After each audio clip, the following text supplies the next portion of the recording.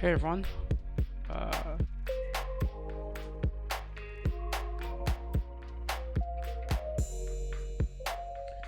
Let me lower the music. Cool. Hey everyone. So yesterday we ended up open sourcing our overlays. So we open sourced our overlays. We ended up working on the open source we're running. Hey SSP, how's it going? So we ended up open sourcing our overlay software.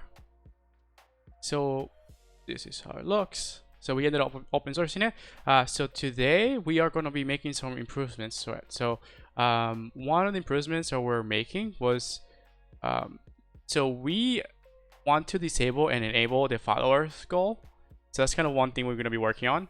And the other thing we want to do is to add support for being able to handle subscription goals, right?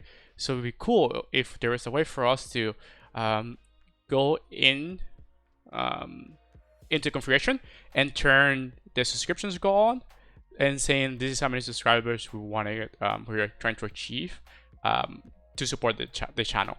So right now we have a followers goal, but we want to also have a subscribers goal. So we could have either or. That's kind of the thing we're going to be doing. So what we need to do for today is pretty much just hide the followers goal and then add a subscribers goal. So this is how many subscribers we want to achieve. And we're going to be using the Twitch API to do that. So the Twitch API has, let's see if I could find it. So the Twitch API itself has a way to return the subscribers. So the only thing we need to check is if there's a way for us to get, let's see.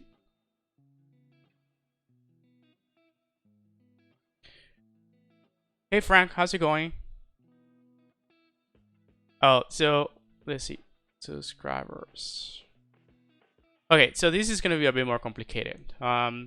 Yeah, so our goal for today is to be able to get subscribers, but the only issue with subscribers is that we have to authenticate against there. So I have to let I need to be able to let let our service access. So using the develop application, the application that I created a while back, we need to do we have to do Oauth, which just means that the Twitch server needs to pass a token to our server, and when we finish a transaction, then we are able to access this information. So we need to get this token from the Twitch API. So that will be the only thing we have to do, and that's kind of, I think most of the time we're going to spend today is going to be working on that. Just figuring out how to do the Oauth, how to get the Oauth token, how to sign it, and yeah. So that's kind of what we're going to be trying to do. So after we hide things together. But yeah. So for now, I'm just going to do hiding the followers goal, because it's one of the things that we have as a task here for us that we want to do. Yeah, so we want to do that, but it might be easier to do, just set it to 0, so that might be it. So let's do that. But first I have to start our Handy bot account. Cool, so that's running and this is running. So we are gonna go here, and then, okay, so let's see how the followers goal works.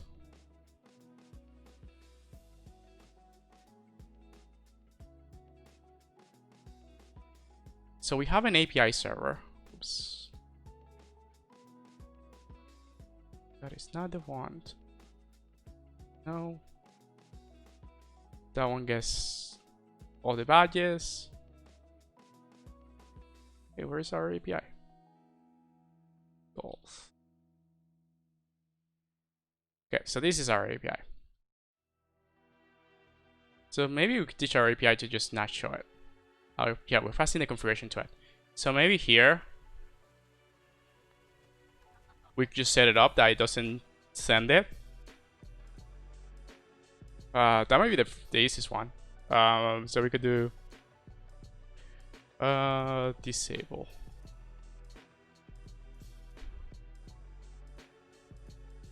So we're going to disable the goal. It's going to be a boolean, so we're going to pass that to our. We're going to return that as an auction. So we're going to do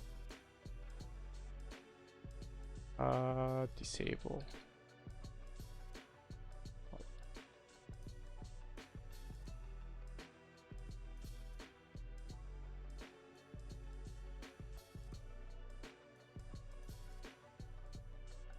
Okay, so that's kind of what we're going to do here. We're just going to create a new struct. A new field in our struct. And we're going to disable the followers. And here we can just do... yeah, so here we could do, say, if... So... disable follower... goal. And if this equals 0. So I'm not sure if I could do it in place. Yeah, I cannot do it in place. Can I? I don't think Gold has any ternaries.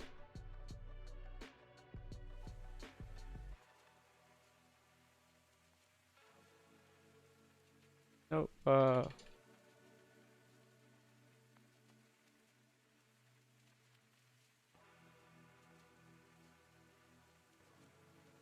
I don't think it does. Yeah, it doesn't do it. So let's just do it our own way. So follower goal. Yeah. So I've been doing TypeScript. I was doing TypeScript for a while. And I was kind of missing that. Okay, so it's gonna be true. And it looks like I've been doing Python too. Okay, and then here we are gonna pass it here. So we're gonna do disable. Oops, this is not true. This is false. So we don't want to disable it. So we are gonna disable it here. And if we say if, so the way we're gonna disable it is if our count is equal to 0. Then we're gonna disable it.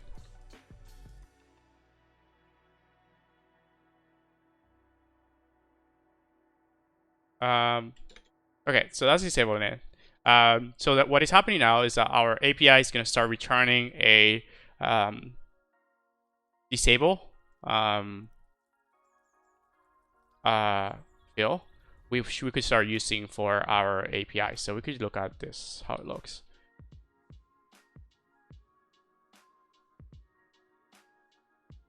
Then we have to go here, we turn that off.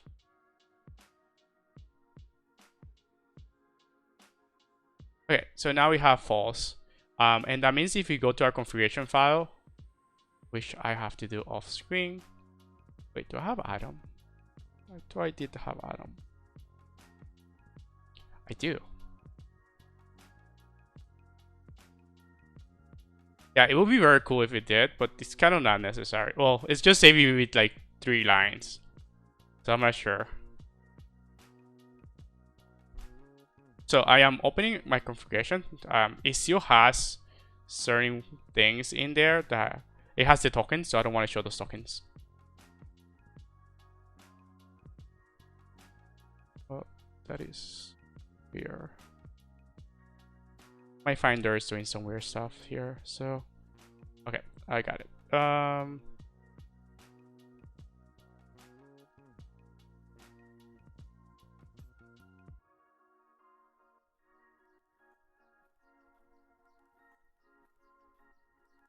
Okay, so I'm just opening my configuration. We're gonna be working on the configuration a lot, so I want to open it in a different editor, so I could have it open, and then I could make changes to it as I go.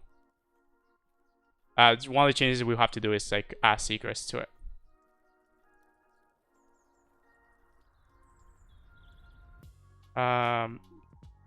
So we are gonna make changes to this file here. Okay, so if we have a goal of 100, so I will set that back to 100 in a bit.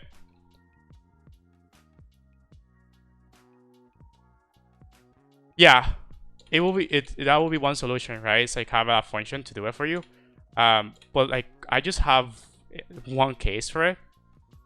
Okay, so we are here. So I'm gonna kill this again, and then we are turning it on.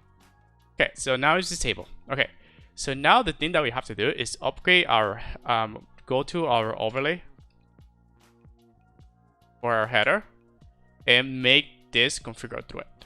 Because right now we're showing 0, but in reality we want to just show not show it at all. So yeah, so right now it's showing 0. So let's do that. I think that would be the easiest part. It's just hiding the overlay. We start with the easy one, then we go with the hard one.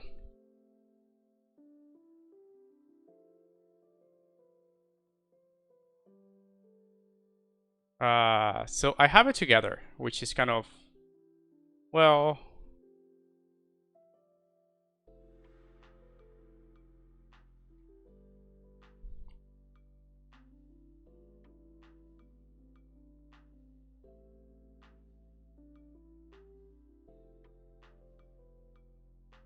yeah, I agree. So I think they're in a good state too when it comes to generics. I think they're gonna start doing it soon. So at least the first part of it is gonna be coming on soon. I don't think I need that. I'm gonna leave it there. If you add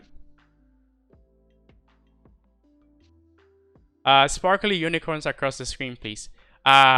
Soon. One of the things that we want to do is oops. Oh yeah, we're back here. So one of the things we're gonna do here is to add an overlay that when you send an emote, it flies across the stream. So if you're watching the stream and you do like one of our subscriber emotes, you could see it just flying off the screen. So that would be the first thing. Ooh, maybe one of the things I get to put as a request is choose my next project. And that will make certain people save their points. So you could just choose what I work on. So for Friday, I'm thinking of, so I have a so I wish that tier existed. So I have there's tier 3, but maybe if you get to tier 3, if you subscribe to get tier 3, you get to pick what I work on next, which has to be open sourceable.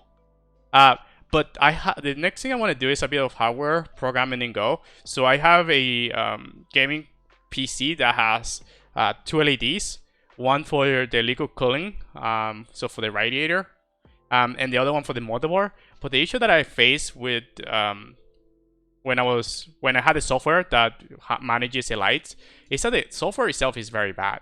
It's like very unusable. The counter. Wait, where is it? Oh, header. It's very unusable. And it's kind of like it's bad, like really bad. So no, the software is bad. It was crashing my computer. So when I was playing games, it would just automatically crash it. So I would be in the middle of a game, and then I don't know where my computer will crash, and it will crash in a weird way too. It's not like the normal blue screen. Yeah, it's not like the normal blue screen. It will be like the hard, like the graphic card just completely shuts down, and like the computer freezes, and I have to force reboot it. That used to happen a lot. But then after a certain point, I just reformatted the whole computer, and I got rid of the software that manages the motherboard, and I got rid of the software that manages the light of the radiator. So my goal will be to the radiator I know uses a USB micro controller. The motherboard uses something else to manage the color of like the different colors. So we could figure out how that works. So they might be, but it might be cool to just like figure out how to write one and go. So it could be a challenge. That might be one of the challenges is how. So the thing that's kind of I need to figure out is like, do people enjoy watching me just going down the rabbit hole? If not, I will just do the research beforehand and then see if it's possible, and then if it's possible, do it during the stream, or try to figure out during the stream and then figure out, like at the same time figure out if it's possible or not. Okay. So that's kind of what I've been thinking about it. Because like when it's on, it's just a rainbow, so it just flashes. So I could show. I'm gonna move my camera. So this is how it looks. Oops. That's kind of how it looks the whole time. And when it's on, it just does that. It's just a rainbow. And then the right ears on top are a rainbow too. So the goal will be to make those lights do something. Maybe like even if it's on, make it like if someone subscribes or someone so if I could do this, right, we could do cool stuff. So like if someone subscribes or someone follows the channel, I could make it change the light as a notification for myself. So something to be excited about. Yeah, I will have to have a camera just pointing always to the case, which you might be able to do with this one. If we get a new camera for the stream, we could do that for this one. Okay. So we want to get rid of follower. So we are gonna do some JavaScript. So we're gonna do if data dot. Where are we doing? Yeah, data dot. Yeah, it will be interesting. Or let the viewers manage the colors of it.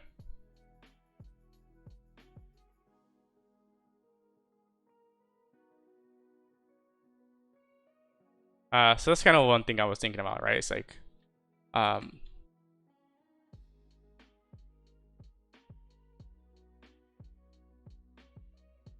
so we want to do the follower. We don't want to do this one.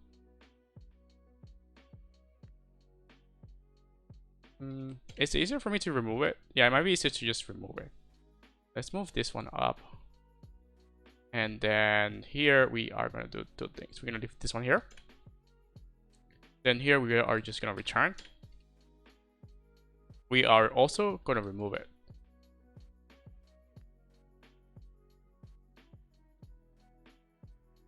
I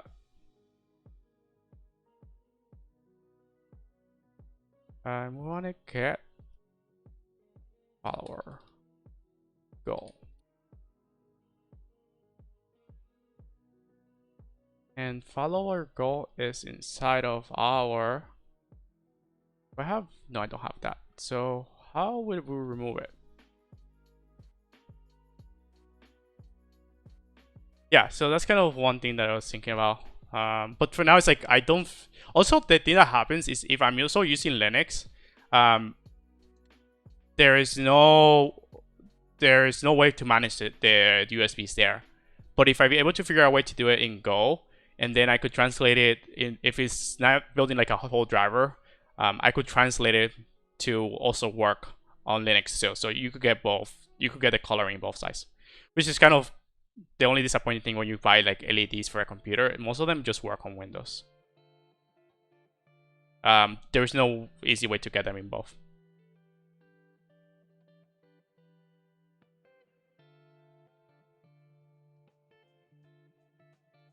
Let's see. Remove. Get element by ID. Okay, so I guess we could just call remove here.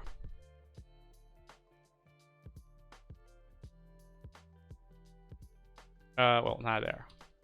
We need to check for this 0.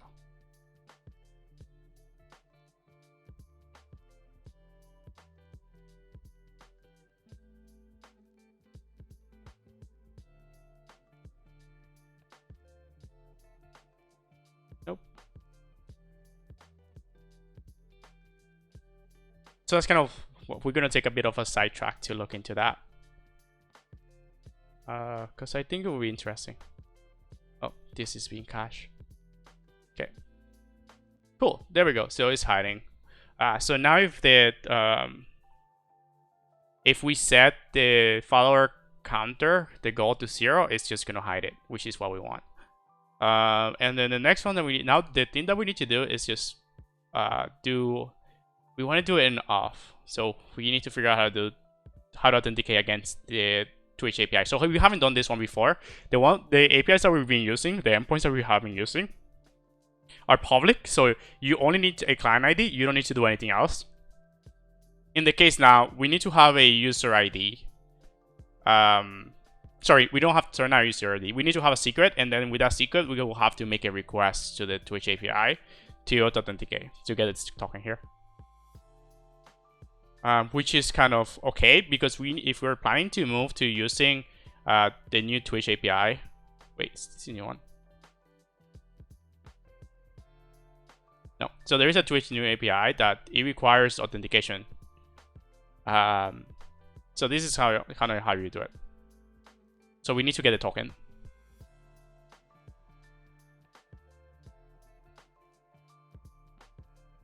And then like our choices are to do this one here, but there is not really implicit.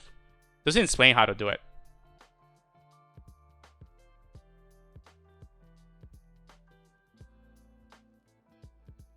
Oh, there's this one here.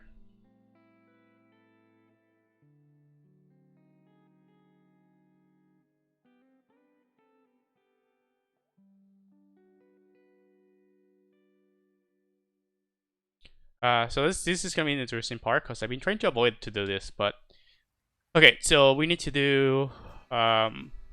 We have to send the user to this URL here.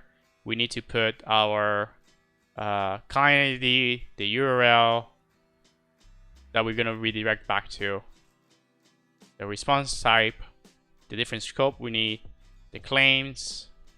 What are claims? So I need to figure out what a claim is. Oh, sorry here.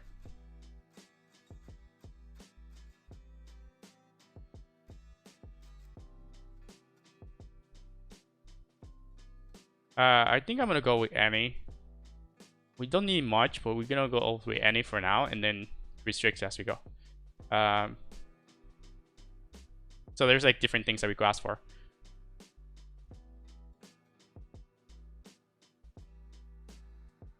So we could do it through. So we get a JWT token.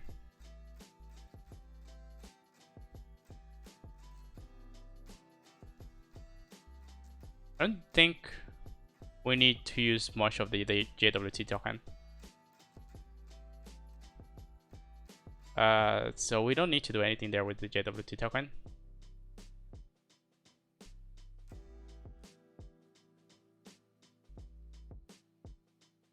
Ooh. Yeah, so we get a giant JWT token, and then we need to use that for the authentication.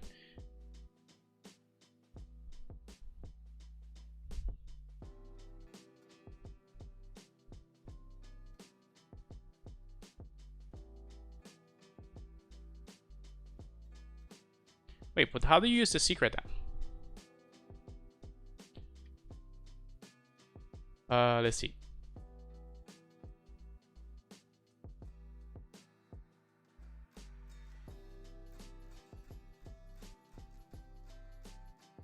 So the question that we need to, the thing that we have to figure out is like, do we want to do?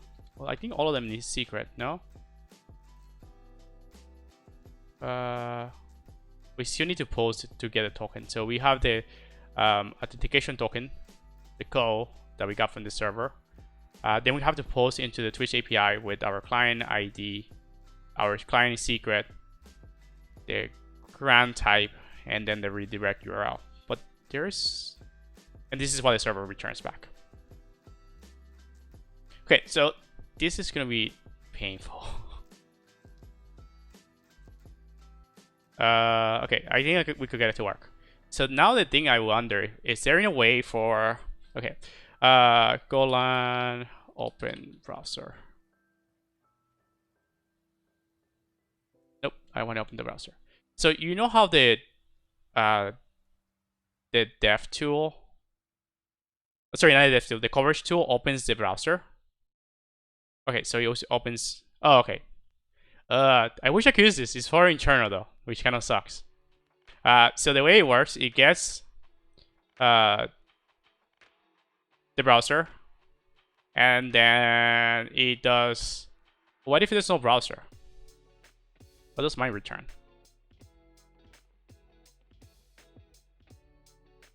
It would be cool if we could have used that, because then I don't have to worry about it.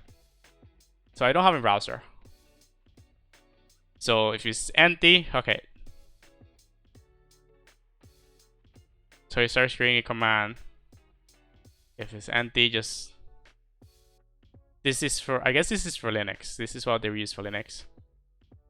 And then it just does it run all of them? Oh, okay, so it runs all the different browsers. So it does Chrome, Google Chrome, Chromium, Firefox, and then if it finds any of them,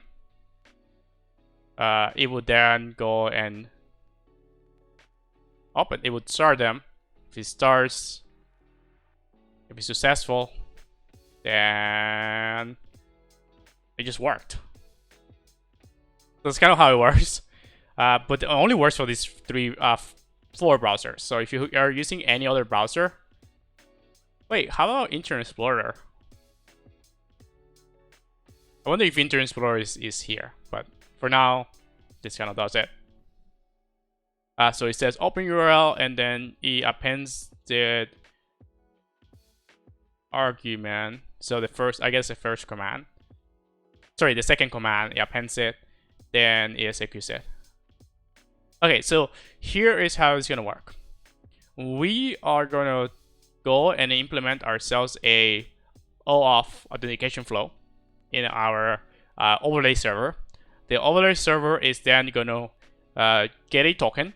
It's gonna ping the Twitch API. Sorry, it's gonna open the browser. The user is gonna be asked to authenticate, to give us access on the through Twitch.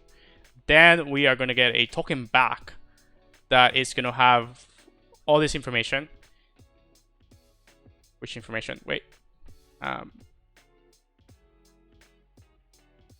Yeah, we are gonna get this JSON blob that has all the information that we need. So we need the access token, and then the expiration. So it expires after a certain period of time.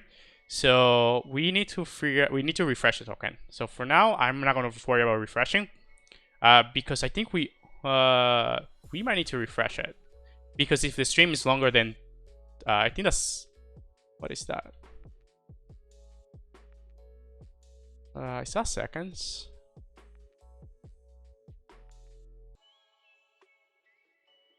Can't remember if that's is seconds. So let's see if we can find it.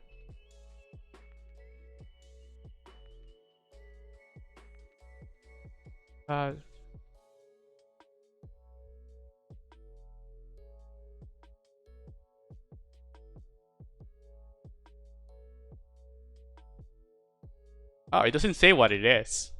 I'm guessing that is seconds. I'm gonna go with seconds, but I might be totally wrong. So let's see.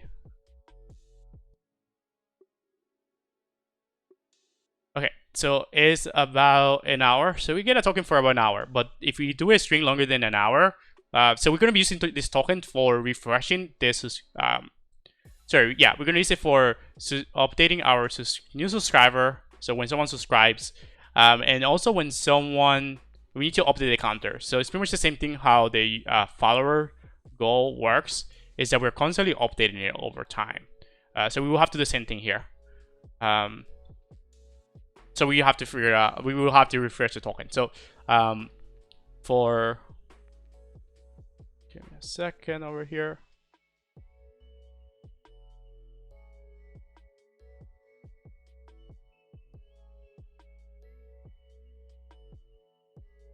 Okay, so we will have to so this is working, so I should push this. So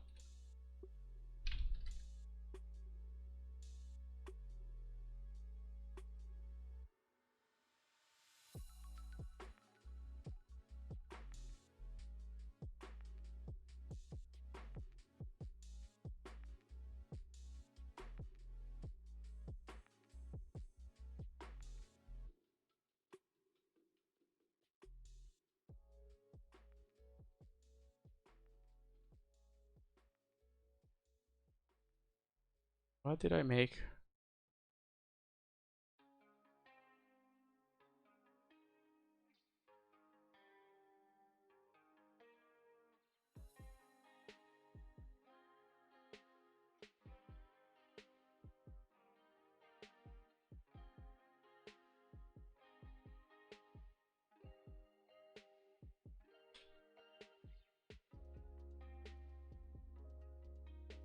Okay.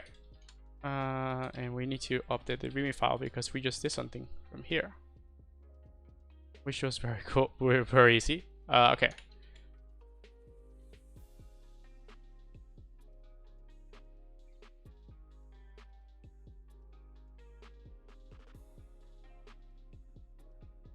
Okay.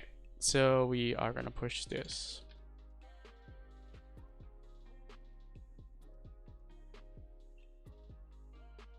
Cool. So now we are just going to implement the overlay. So sorry, not the overlay, the authentication process. So we are able to validate our token here, so we could make sure that the user has access to it. But for the beginning, I think we just have to figure out how to do the API authentication first. And it's going to come from our... so the way it's going to work is we have to do 2 endpoints. Well, 2 endpoints work.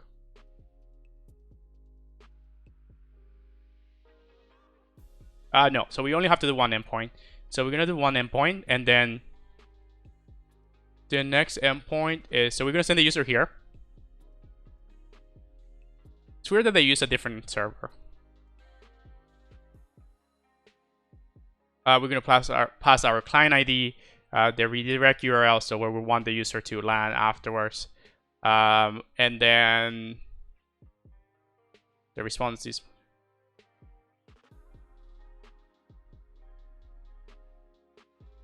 Okay, and then the scope that we want. We don't need to do the last one.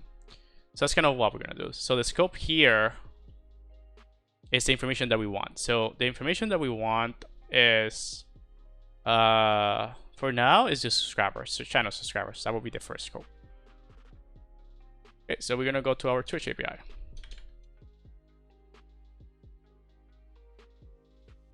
No, so API just.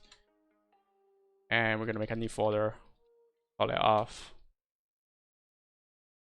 And I'm just gonna copy our full file and just put it here. This is gonna be a bit different.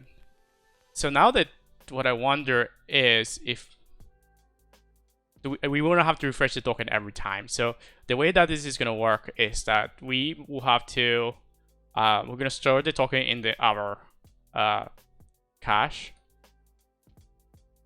here, and then we're gonna get it every time we want to pin the API. We'll get it out of the cache, and then use that to make the request. At the same time, we could also do sorry, this is stressed. This is safe. Go routine safe. Yeah, so we're lacking here. So that means that we could have the server for the authentication update the token, but we could also handle the refreshing too in a different Go routine. So we will do the first one that we need to do is so I don't think we need any of this. We are only gonna need the writer. So we're not even writing, we're only reposting. We do need to take the user somewhere else to let them know that what they did was successful. So we will figure that out, but the way it should work is mostly straightforward. So getting the token, type of tokens. So we want the access token.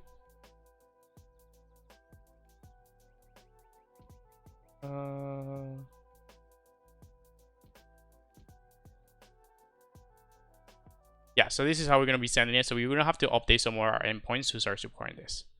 And we're going to do the new... I think I'm going to start using the new API here. The Helix API, because Kraken might get deprecated soon. So that is one thing we will have to keep in mind. Is that we want to make sure that we don't use the second API. So we could revoke the token. So we're not going to do revoking here. So we are doing refreshing. So the way it should, I don't think our cache has a way to refresh. So okay, so we should just try this. View active. So let's not worry about refreshing, just worry about getting the token. Getting a token. This is also kind of confusing because I'm not sure which one is, if this is documentation for the new API or for the old API. What is state?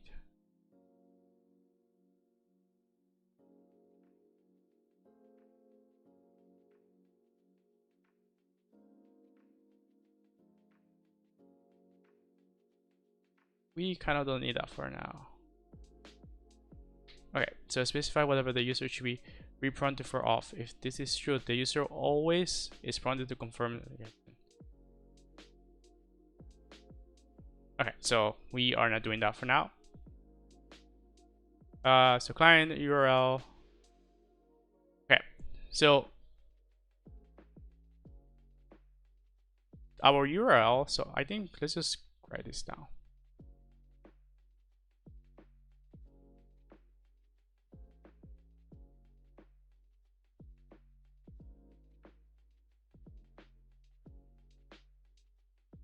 Okay, so this is kind of how it's going. The payload, when we open the URL for the user, this is how it's going to look like. We're going to have our redirect URL, sorry, URI, which is going to be localhost or 8080/API/auth. So this is where we are right now. Then the response type, or yeah, response type, which is weird. I think it's just one.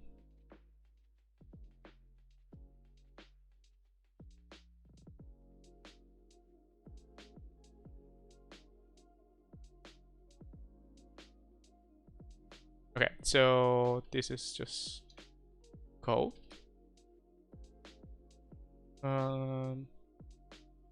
And the scope that we want is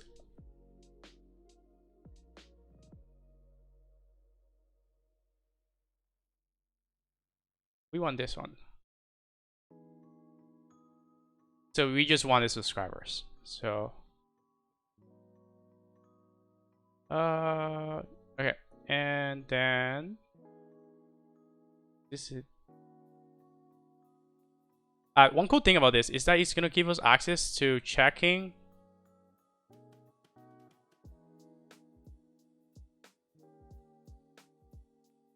subscribers. We could start doing like cool things where we start using webhooks, but for now we are not doing that. We are just gonna get the current subscriber. So get broadcaster subscriber. So the issue, oh, I remember when I was doing research about this one, the issue that happens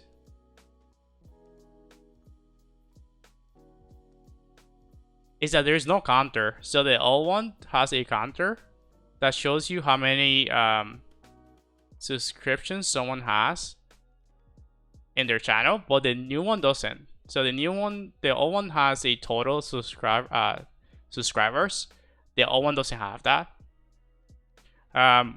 So we will have to calculate this number ourselves if we use the old API. So let's just use the new one. Sorry, if we use the new API, we will have to calculate the current total of subscribers by just going through every single subscriber. And since it's paginated, we'll have to make multiple requests to the API. So to avoid that, we could just go and use the old API that they have, get all the subscribers, subscriptions, and just use the total.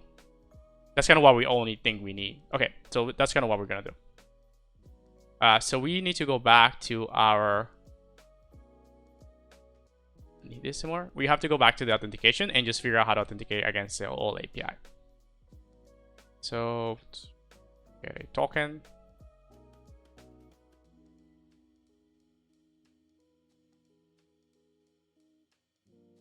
And we just have to change the scope because we're gonna use the scope of the old one.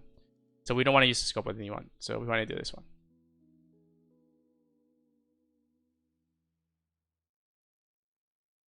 Okay. And now that we have that, we are going to get a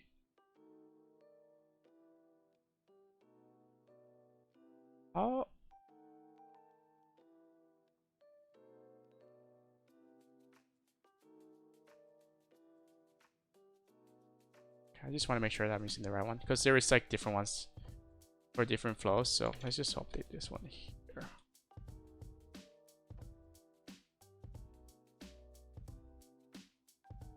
Okay. Cool. So this is how we get the token, the first token. Then it's gonna reply with a code. So our application will be expecting something called code. So it will be here. It will be localhost 48080/API/auth. Oops. Okay, so we're gonna do that, and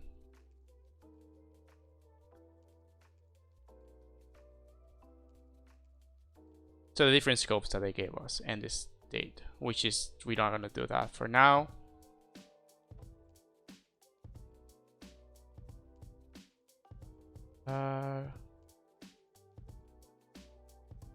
And this is how we're gonna have to send it back to the server to validate it to the Twitch API. So we have our token. We put the client ID. We do the client secret. Then we do the code, which we got from here, and then we make the request to it. And then what we're asking for is the auth token. Okay, and then what we get back is something like this.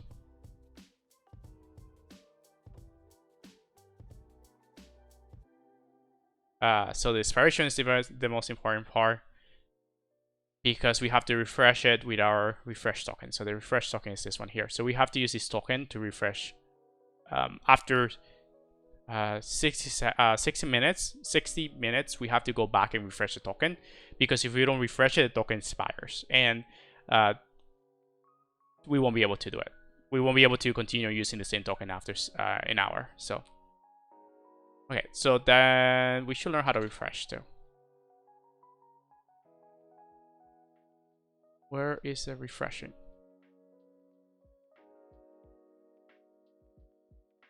Okay. So refreshing is a pose.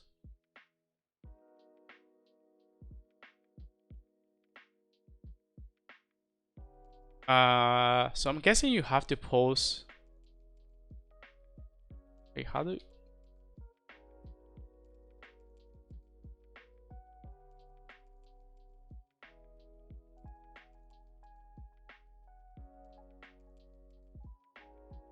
Not sure what data.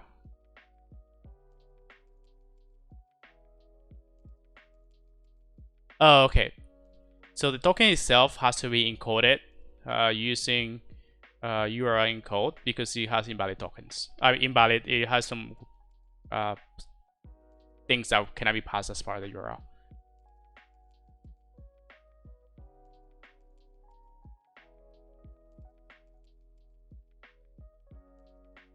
Okay, so when we get a response back, the response back that we're gonna get is we're gonna get a new refresh token. We're gonna get a new refresh token, and we're gonna get a new access token.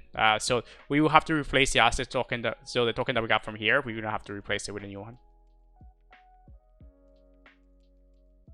Okay, so I think that's kind of it. So we have a URL, which in our case is this one here, that starts the whole, well,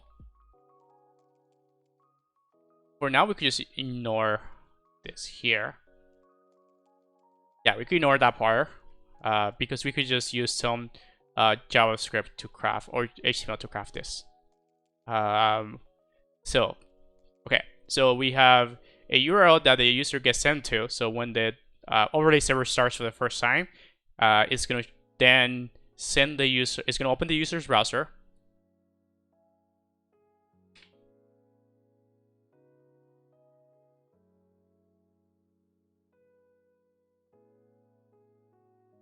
It's going to probably have a button.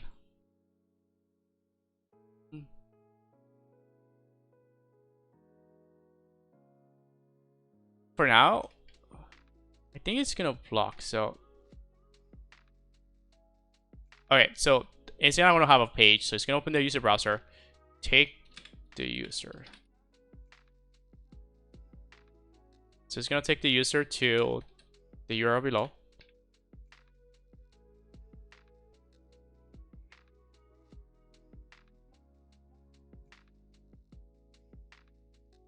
And then the server itself, so this here, it's not going to fully start, it's just going to block.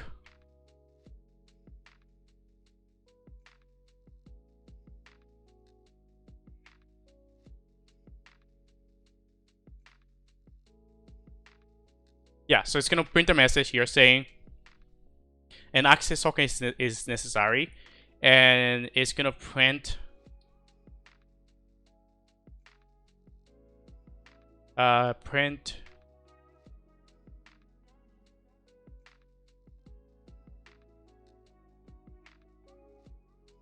okay, so it's going to print the URL also in case that the browser didn't open. So we are going to open this, we're going to try to open it in the browser.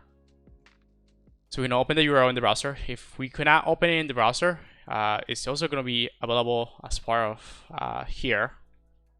Then we can use that. So if the user presses on it or clicks on it, it's then going to redirect the user to, if they give us access, it's going to redirect them here to this endpoint. And then this endpoint is the one that is going to have the code. So most of the time, we are going to be working with this endpoint.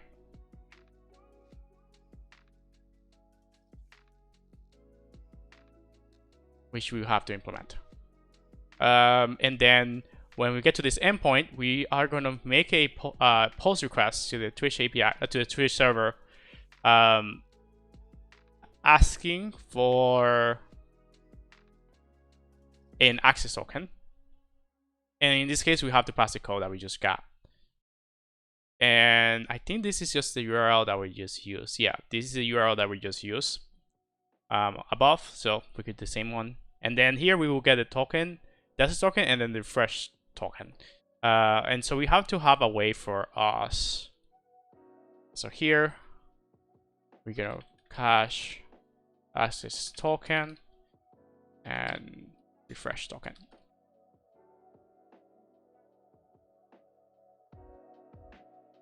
And we are gonna have to implement a way for us to refresh. We're gonna refresh the token.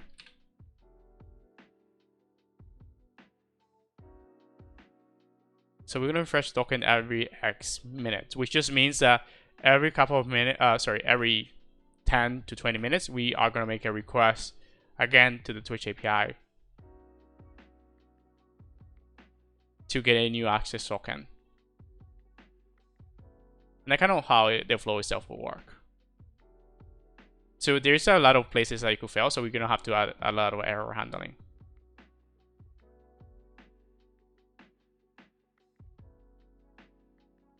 Okay, so maybe the first thing we have to do is here. So I'm conflicted if I want to implement. Yeah, we should implement the endpoint first, and then when we have the endpoint working, we should move on to implementing, making the request to the Twitch API, because we need to have the token available to be able to. We have to have the endpoint available to be able to make the requests work completely. So I'm gonna change this and just call it Auth and Auth.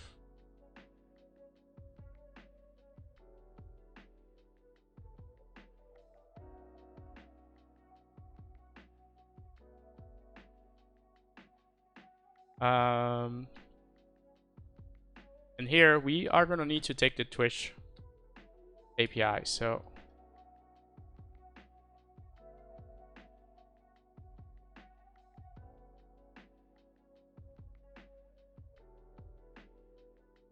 because we're going to be using the Twitch API, so we will have to bring it in here.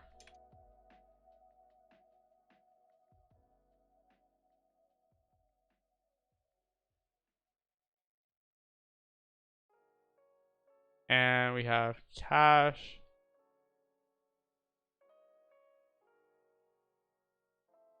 So we can, again, we have to pass the Twitch API from our main file. So we are going to bring it here. And then we're going to put it here.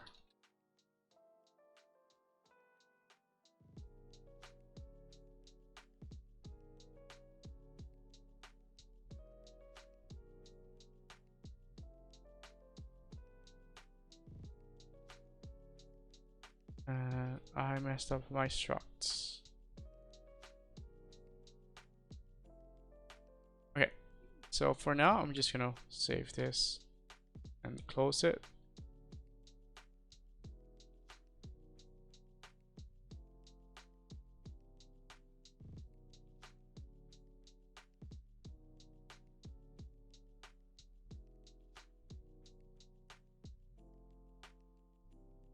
Okay, so the first thing we need to check is query param. So I struggle with this one, but I think I could just do, let's see, code, and I could request that UI dot query dot get, and we're gonna get code. Okay, so here if code is equal to empty, so if we didn't get a call, we are going to return an error. So we're going to do http dot error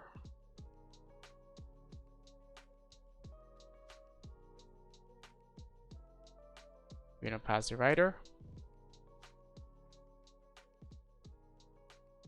Let's see what else we need to pass.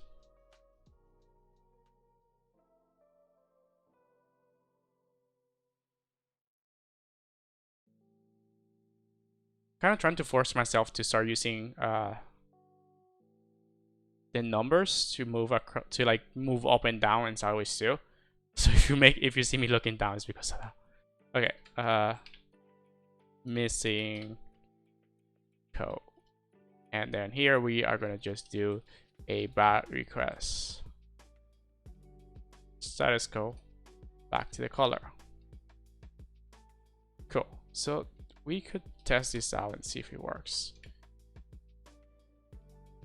So we are going to do split, and then we're going to go into our main file, which is right here. Let's see what goals. Goals is being used here. Hey copter, I am hydrating.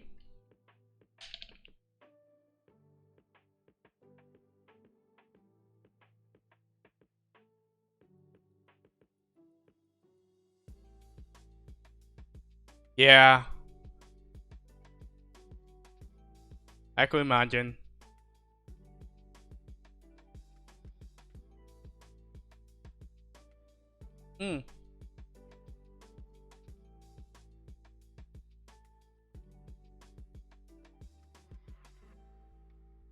Go for it. So this one's setting up that. So we could just do it here.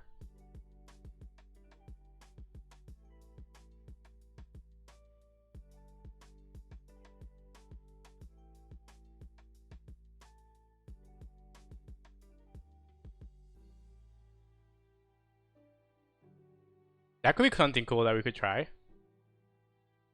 I could add it to the idea list. Where am I? We have an idea list now.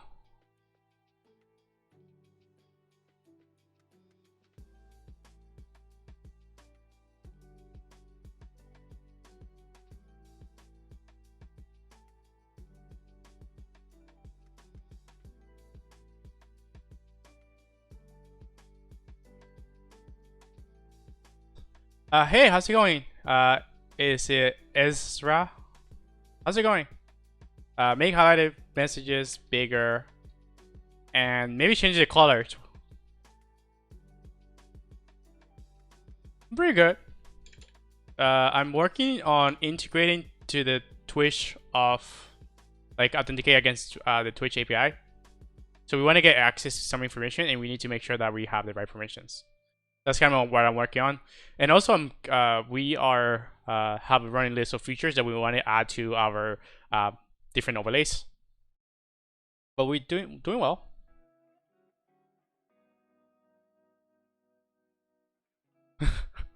Copters it is open source.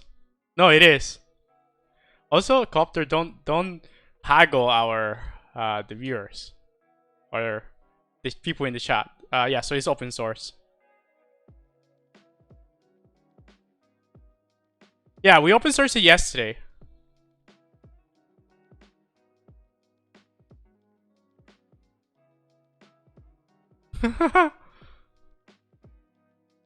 Well, we're trying to get subscribers. Sorry, not subscriber, follower. So maybe that should be your what you should be going for. But yeah, we open sourced it. We open sourced it yesterday as part of like the last stream that we were doing. But yeah, we were just working on that and just like hanging.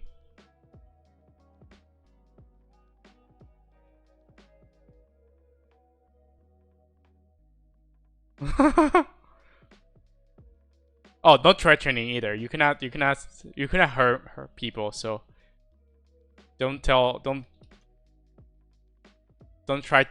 say that you're gonna do that.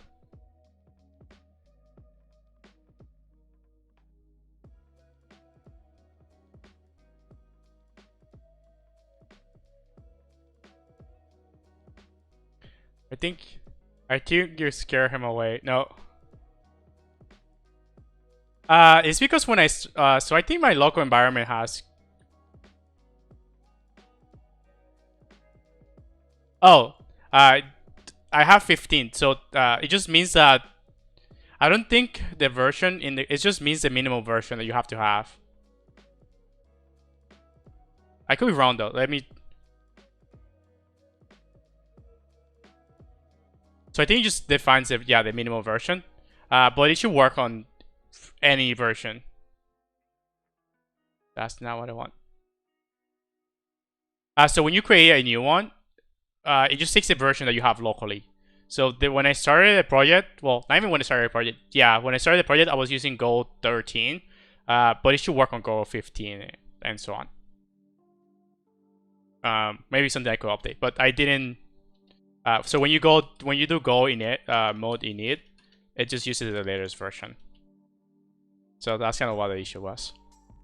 But it should work in any version of Go, because like I'm using the standard libraries. Well, sorry, not any version of Go. There was one that didn't have context, so.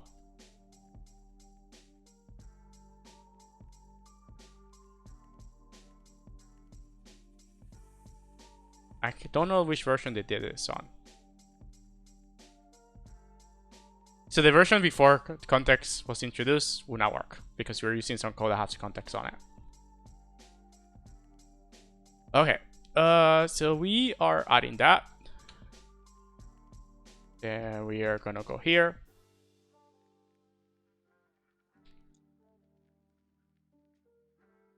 Then we are gonna refresh. Oh, we're using TLS here for some reason.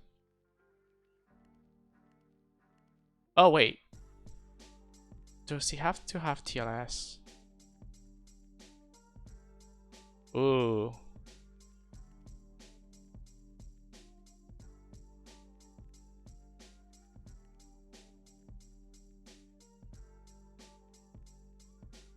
No, so okay, that's good. Yeah, so the version of it just was my local version, so.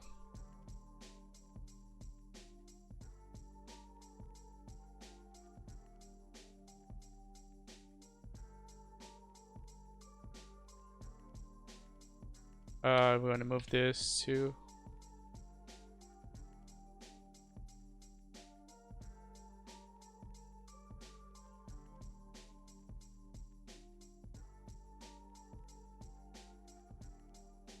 So Copter, if you want to add more ideas to what the overlays should do, you can just open a pull request and update the README file with some of the ideas.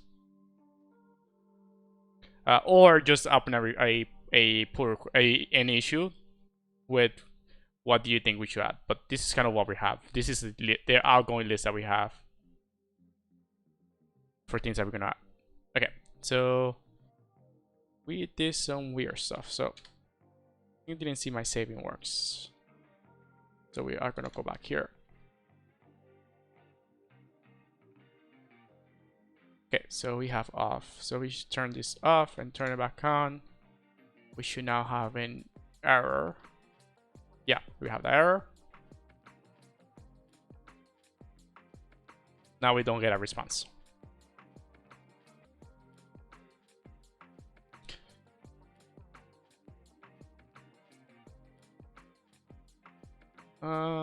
We might need to add a home page to the overlay, but for now, that works. And then we are going to add a new. So we're going to do. So this is going to return a off. Yeah. Now that's going to be weird. What should it return? So we're going to do Twitch API that.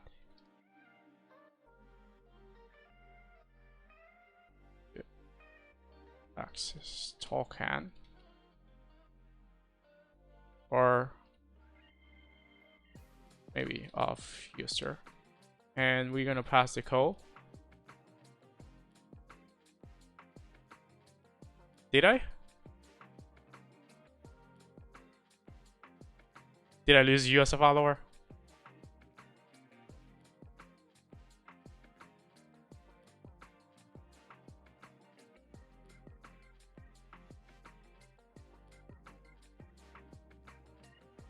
Oh, that's okay.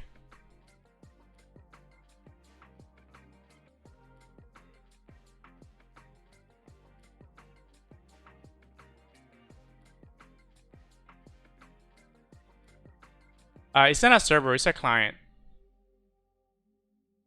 So you see the messages are showing up inside of the as part of the stream, the overlay. That is powered by that client.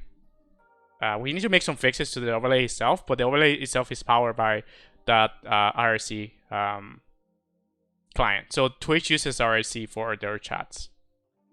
Copter, that's okay. It's okay. Maybe this channel was not what they were selecting.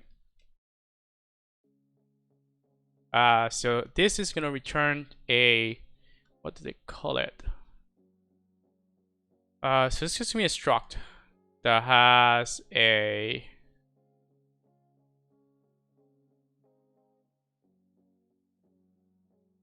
we have a pull request.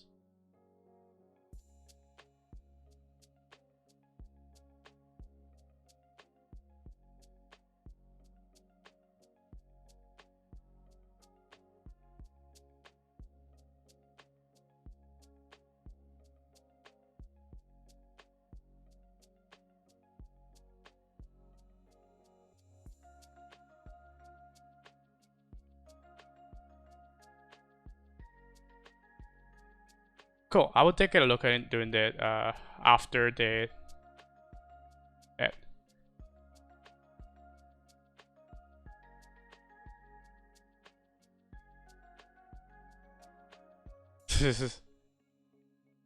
No, don't turn that on. Cool. Thank you for the pull request, Asar. So we could look at it in the string.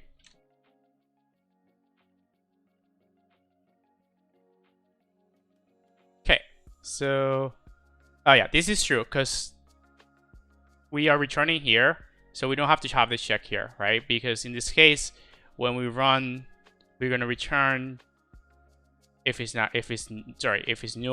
If it's not null, we're gonna return. So we don't need to have that if statements there. Cool. Let's see what else.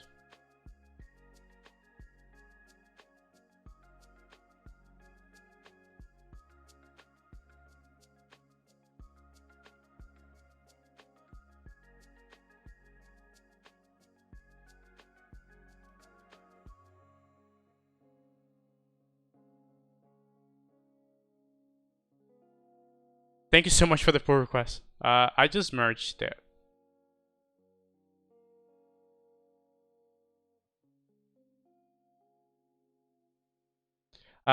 Copter, if you make the chat only, people will just not subscribe. So we have it's not user off. What should I call it? Till the response. I just call it response. Okay, and then we are going to add that to our fancy cache. So go here and add these two things to our cache. Our cache is just a simple in-memory cache that just takes a it's just a map. So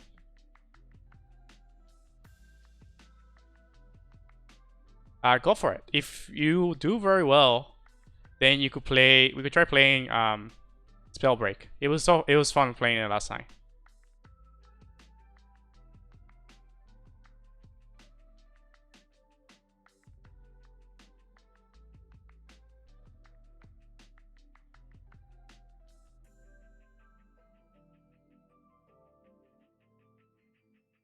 Why not?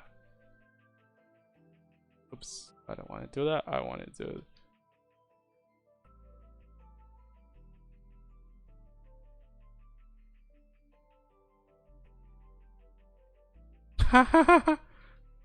Don't stop hating. Access user refresh. Go.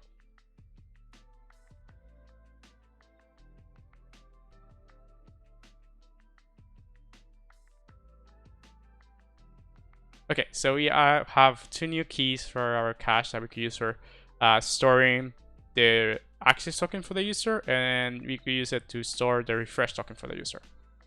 So again, I'm just building the this also is going to return an error.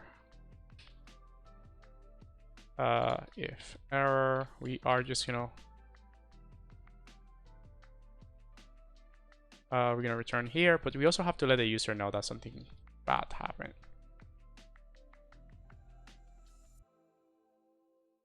So we're gonna write to it, and we're gonna say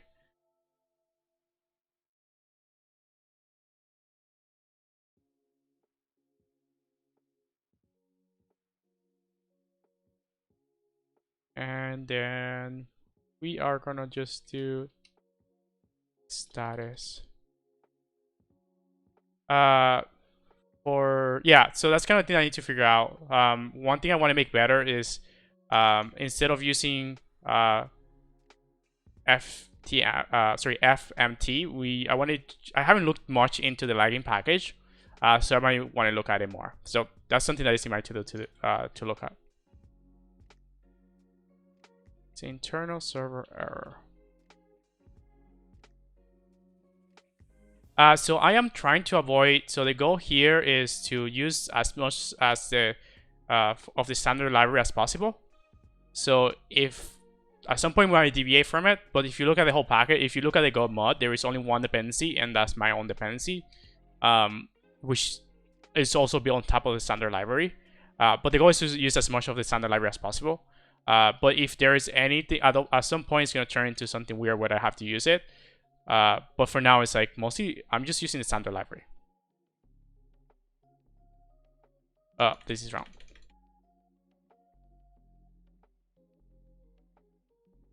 Yeah, so I want to stick to as much as I can to the standard library because it kind of gives you everything that you need. If there is a point where I need to use like a third-party dependency, then I might just start looking at those things. Okay. So for now, I'm just gonna log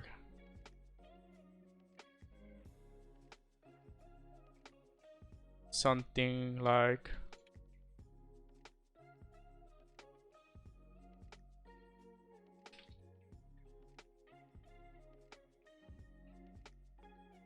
okay.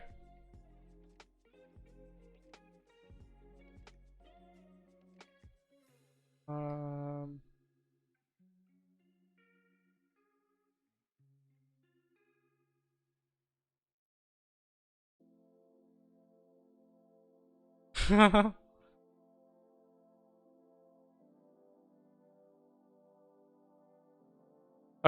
so we now have, we're just gonna add a new method here.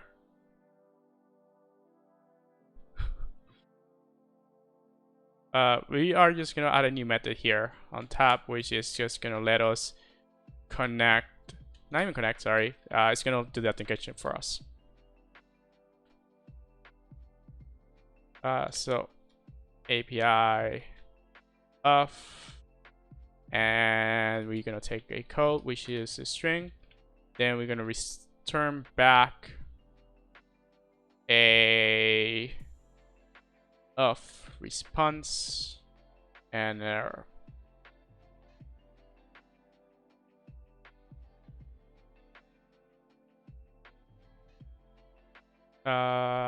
And of response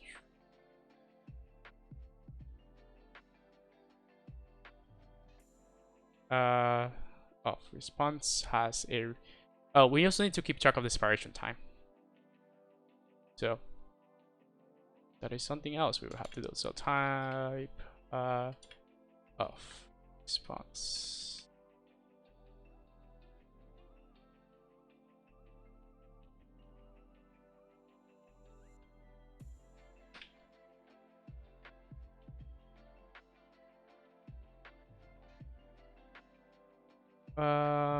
Okay, and in here we are going to have a access token, a refresh token. This is a string. This is a string. So I'm gonna ignore this for now, and then we have a x or just expires.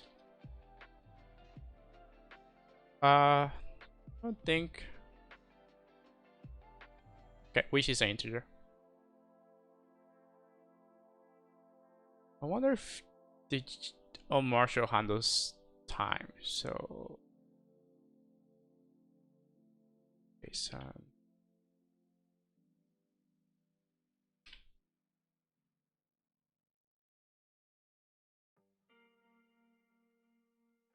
So it might not. So if it doesn't, we are just gonna treat it as a string because I don't want it. So I could implement my own on Marshall for time, but I don't want to do that.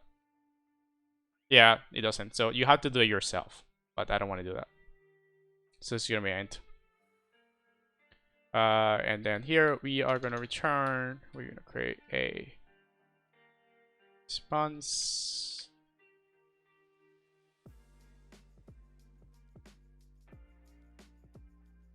Which is empty, and we're gonna return response, which is null. Okay, so here we are now able to make the request.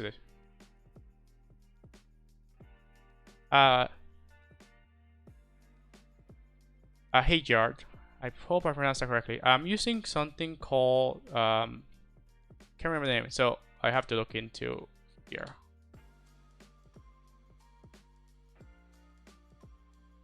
So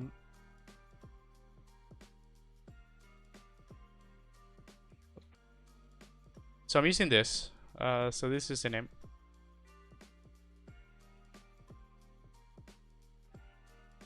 My terminal is also using it, so I'm using it in both places. Okay, so we now have a of user. You're very welcome.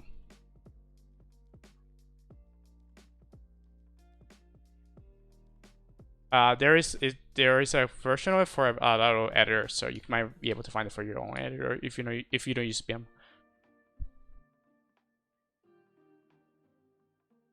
Okay, so here we are gonna just make the request. So for now, we could close this. We could open our notes. Which did I save? No, I didn't save our notes. Oh no.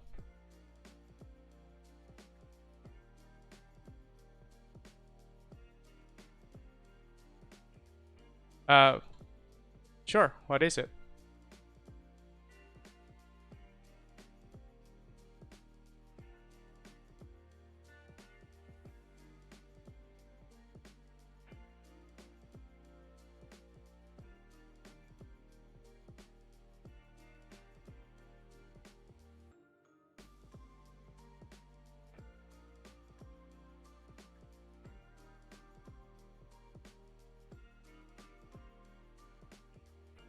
You said line. Wait. Uh.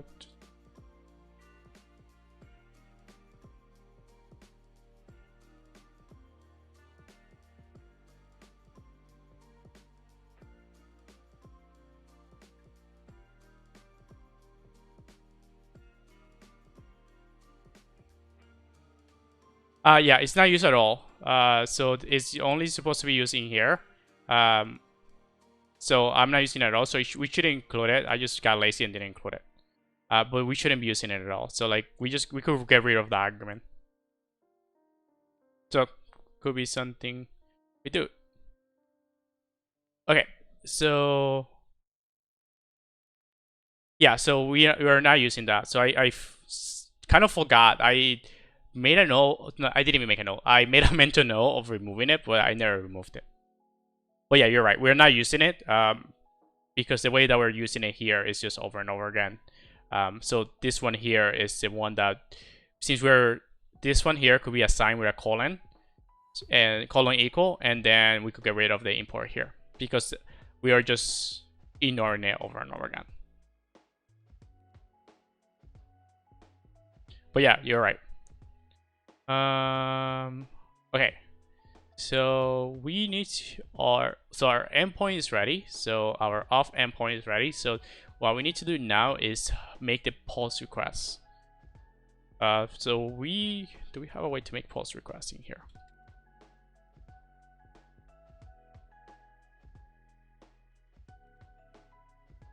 No, this is doing our get request. So, but we could use most of this. So we could probably reuse this code. So we could reuse most of it. If we were doing a post request, we just have to pass, instead of nil, we have to pass a IO reader for the body. Sorry, yeah, an IO reader for the body. And we just need to change the get. So maybe I could just create a new method.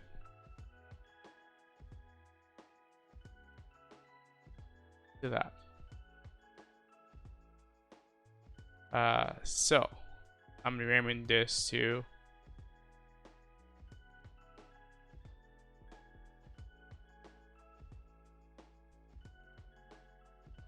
I'm redoing this here. I'll call this, wait, actually just copy the whole thing. So I'm taking that and put it here.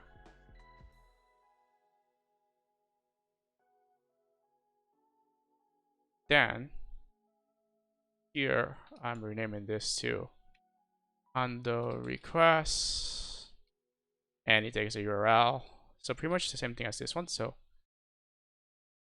we are going to do C handle request, and we know this is a get request, so we are going to do get,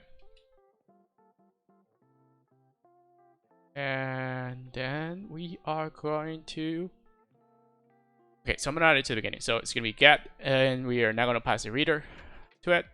So here we are just gonna pass the different URLs. So let's find somewhere that we're calling that method, or not, just do it ourselves. Okay, so we are doing first URL,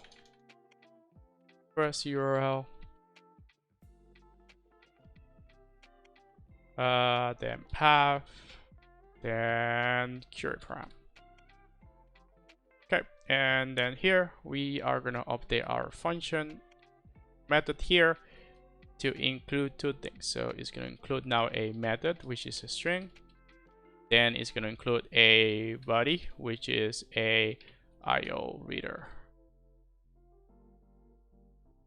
And And then here we are gonna make this use method, and we're gonna pass a IO reader here, which is a body. Okay, so now our we could reuse that function that we created before, just that used to do GET requests, you also do POST requests, or any other request that we could think of. So here we could just create a new one that is a function. It's pretty much the exact same thing as this one, but in this case, it also takes a IO reader. So takes a body, which is an IO reader.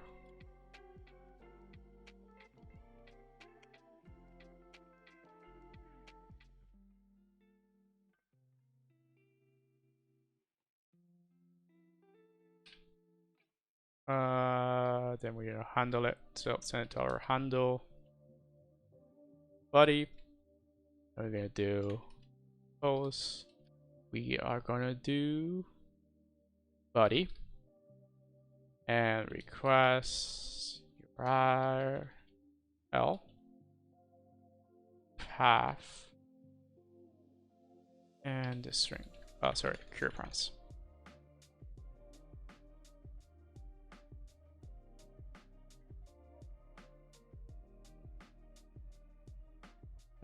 We have to rename this to post. Okay. And then for that bug, I'm gonna just create a issue. So let's take this.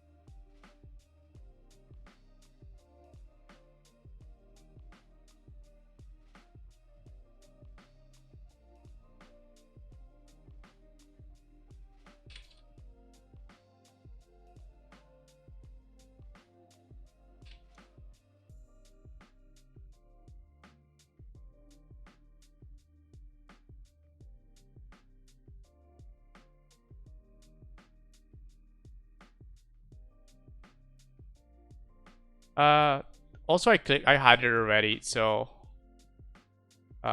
oops, I lost my, yeah, I had it already, so I clicked it there myself. It's easier for me to click here. Instead of doing 2 clicks, I just do 1 click.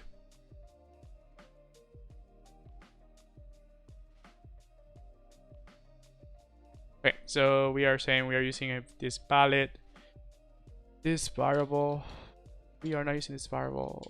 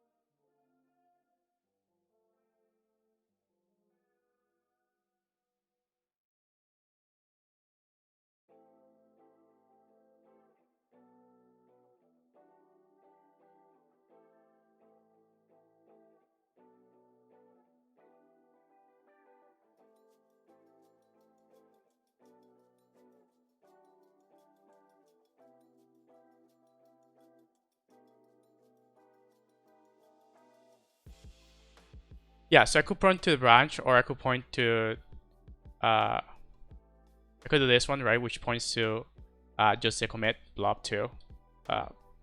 So that's a good tip too, yeah.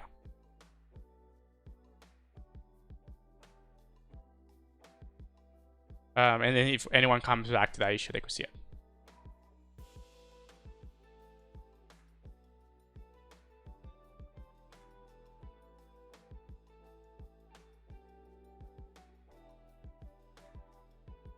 Cool. So I made a ticket saying that we should remove this seed argument for our method. So we could just so I don't forget again. Okay, cool. So we have a we now have a way to handle making a post request. The only weird thing that happens is that the Twitch API has It's this URL is different from our URL. So the API URL is different than the authentication URL. So we're gonna have to handle that differently here. So we're gonna have to create a new one. So I'm gonna call it auth URL.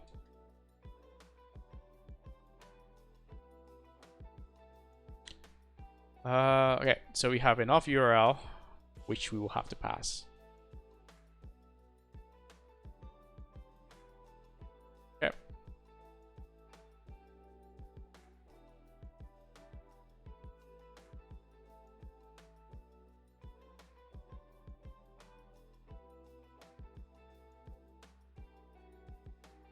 Oh. No. So I'm using Go Please, which is a language server which handles making the auto completion that I'm using. So sometimes it crashes, and if it crashes, I'm not able to save. So that's kind of what happened there. Okay, so we have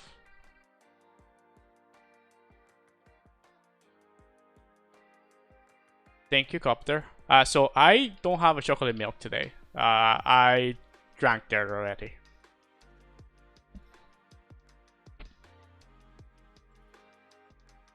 So I thought you were gonna be out sick. Well, not out sick. I thought you were gonna be too sick to hang out today. So I decided to drink it. Okay, so yeah, I'm gonna add a auth URI. Yep, I had it with lunch.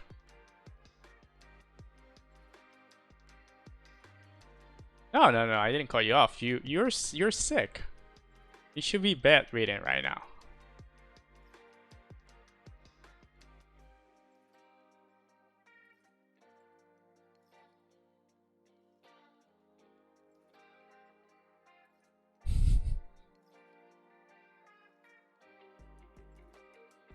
Oh, it cut out for you. So I said that I don't have a chocolate milk because I already have it.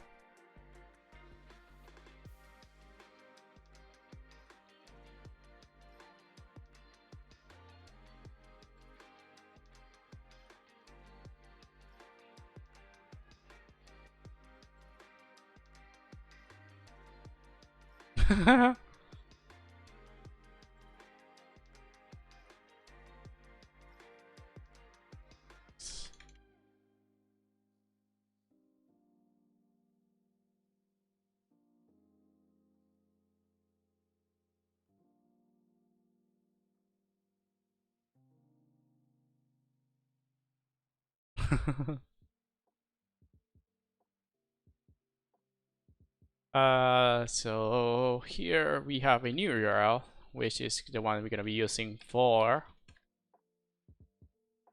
handling authentication.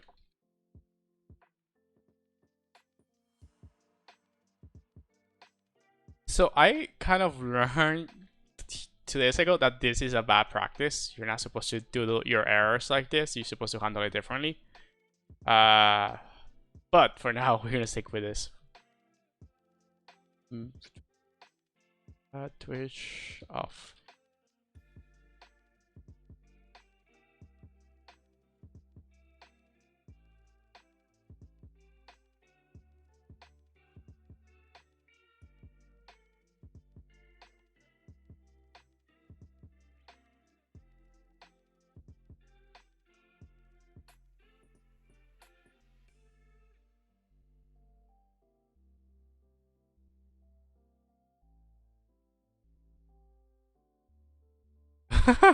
Wait, why are you freaking out?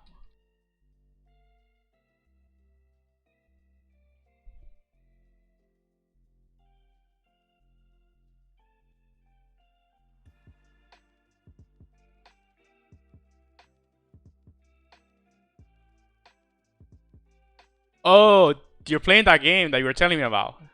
It's called Rust, right?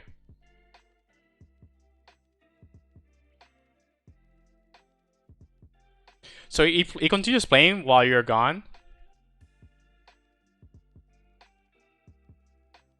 Oh, dude.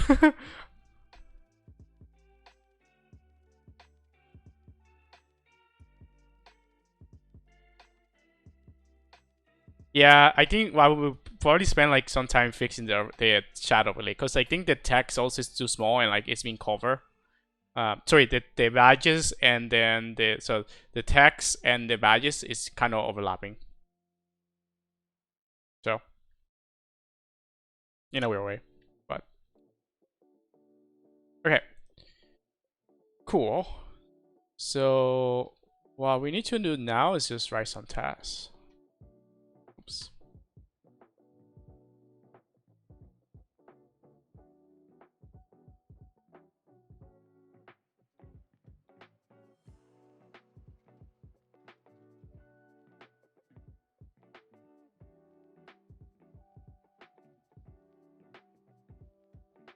Okay, so this is a good example. Wait, is this?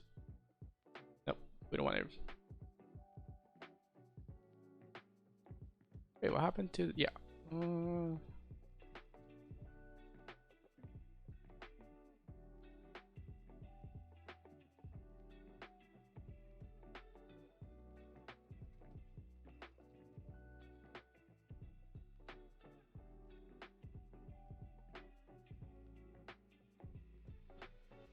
I didn't know that the game kept playing. I don't know if I want to play that game.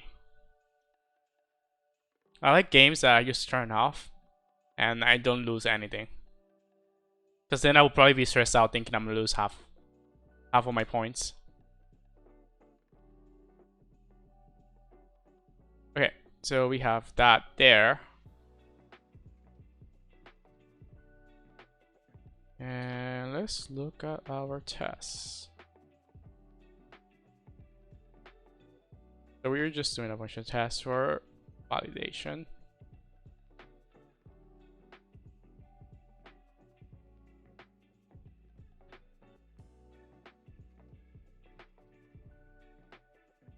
Yeah, so we could just add a new test over somewhere around here.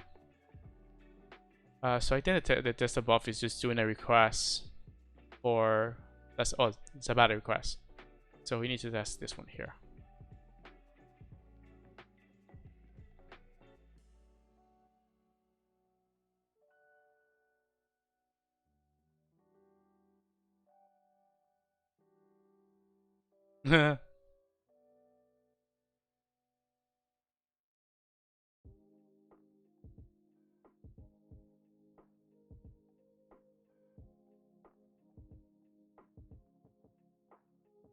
Oh, I didn't know that was a thing. So when I was looking it up, sorry, the one I'm talking about is your pull request number 3. So when I was looking it up, right, I looked at this one here, and this is the only one that came up. But I didn't know that you could do this here with done. So if the request is done, wait, so what is setting done though? Let's just.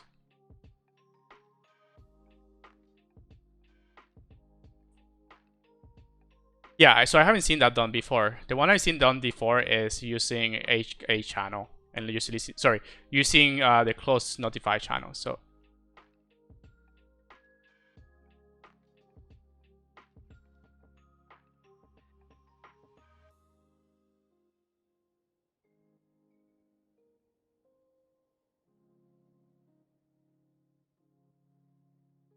Oh, also, if you could put the documentation of where you found it, that would be very helpful for me too.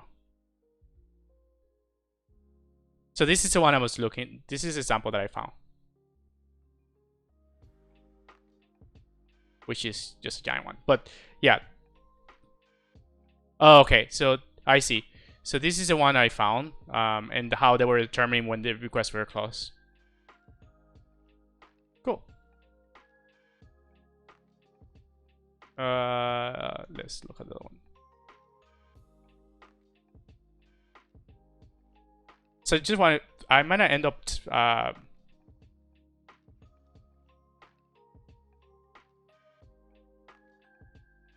oh, Cool. That's a really good typo.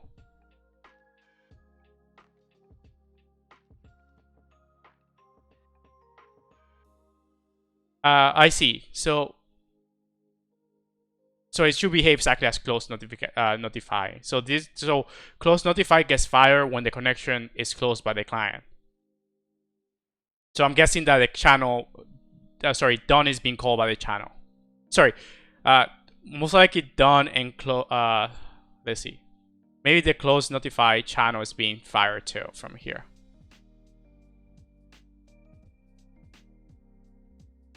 Let's see where that's being defined.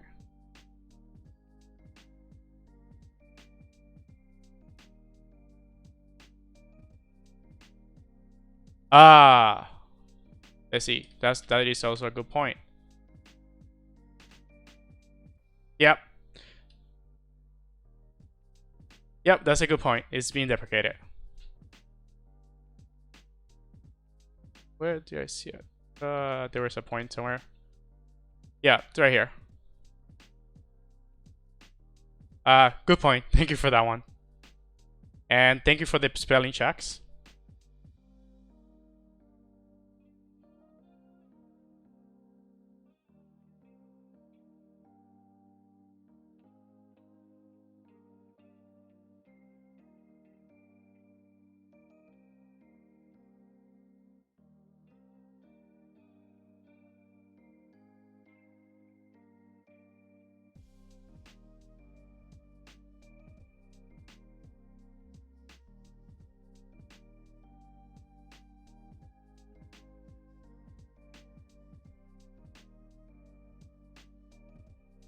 So question for you, because I saw this before, and I had a question. I didn't have the time to go and research it. Is the reason why you're using a bool? So I'm using boolean here.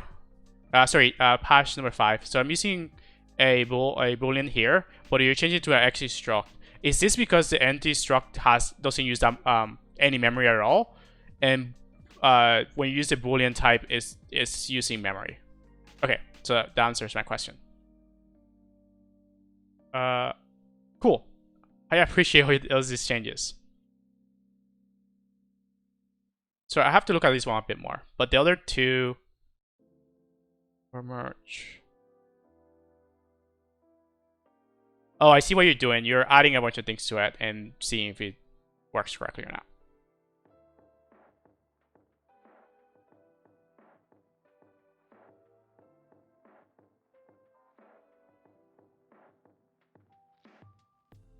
I don't like side diff.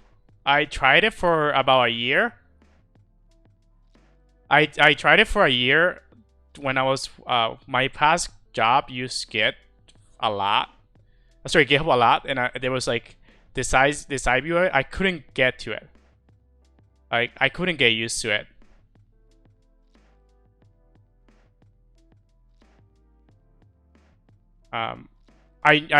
One of my tech leads in like a few jobs back, he pretty much was really into side diffs, but I couldn't get myself into it. I feel like it's more difficult for me to figure out things. Okay, so I will try side diff for it.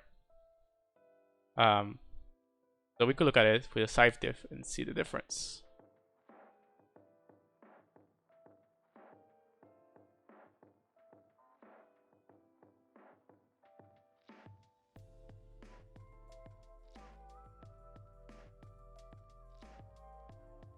So this is how a side diff. Yeah, it does look better.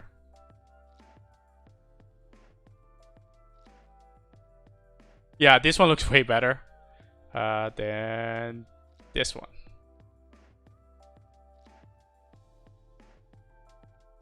It gets very confusing here.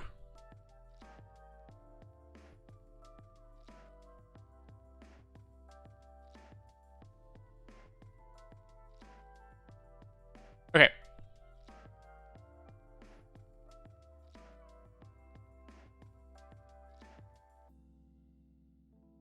Cool. So I will take another look at that more.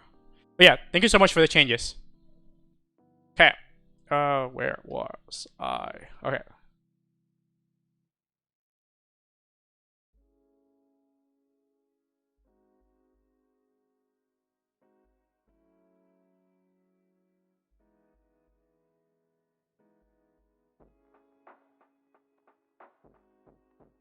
So we were going to add a test for our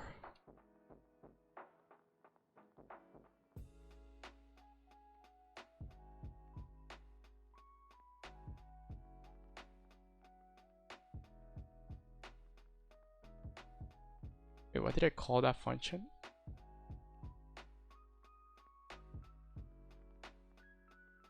Okay, of sir testing.t.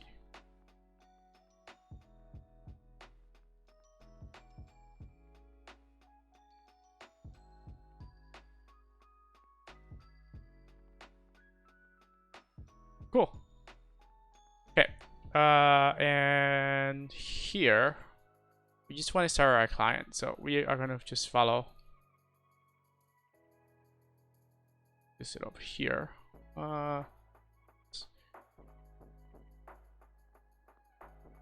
Yeah, we can just reuse this one.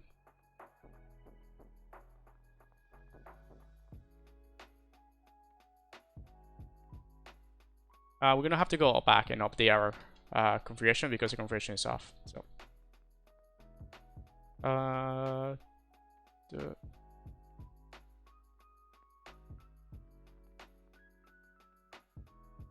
so for this work, we also have to pass now the auth URI, which in our case, we are just gonna make the same as our test server.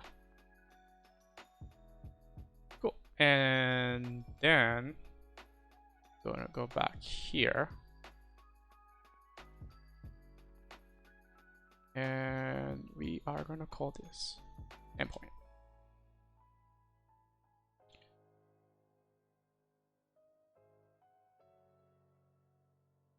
And our channel ID, I'm just gonna leave it empty at this point because we don't need it.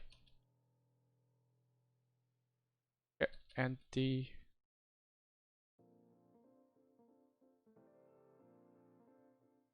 Okay, so we now have a client to test. So we do. We are gonna do auth and then test. Oh.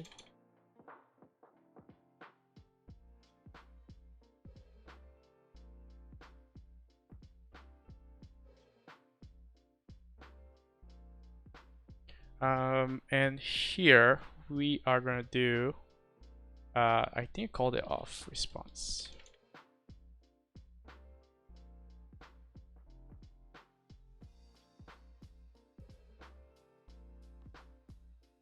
Let's just double check that.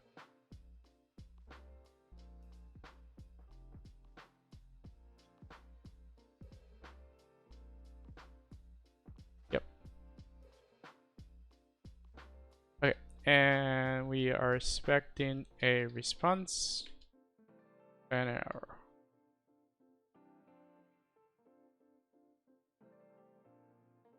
And for now, we are just gonna print these things.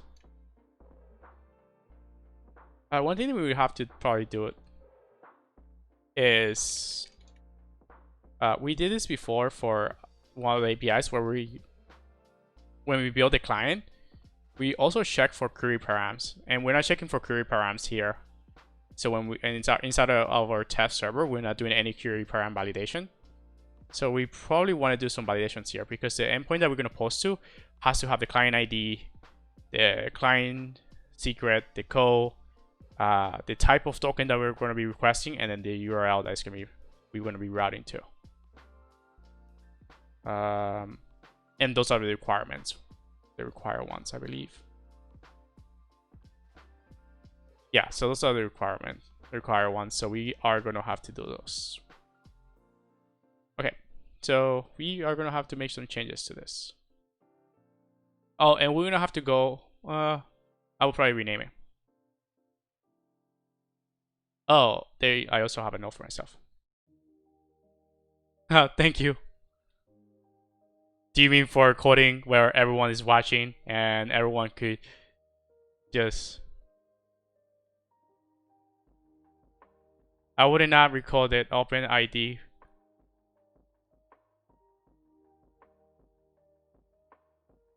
Where do you see that?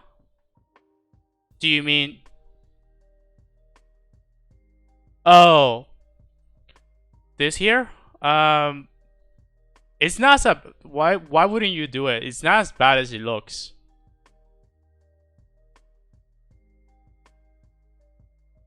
I think it looks very straightforward to implement.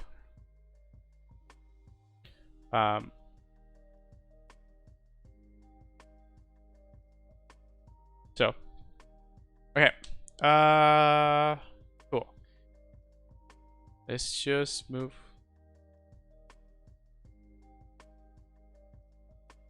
That's true, yeah. But again, this is for fun, so I hope no one uses this code in production. Let's see. Tag, create client.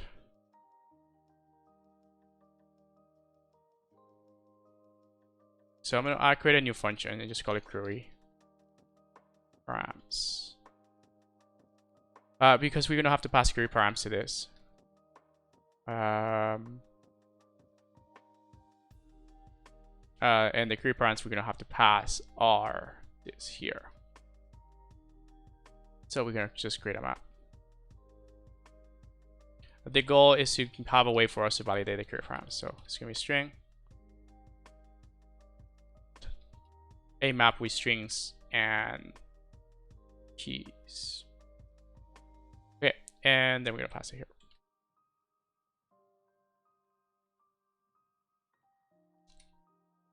Yeah, so for me, it's like this is not production code, so I feel safe writing these things myself. If this was work, I will definitely just use a third-party tool, unless we have one in-house. Okay, so we have client ID, and then we have this one here. I need to go back and check our client ID. Then we have our secret.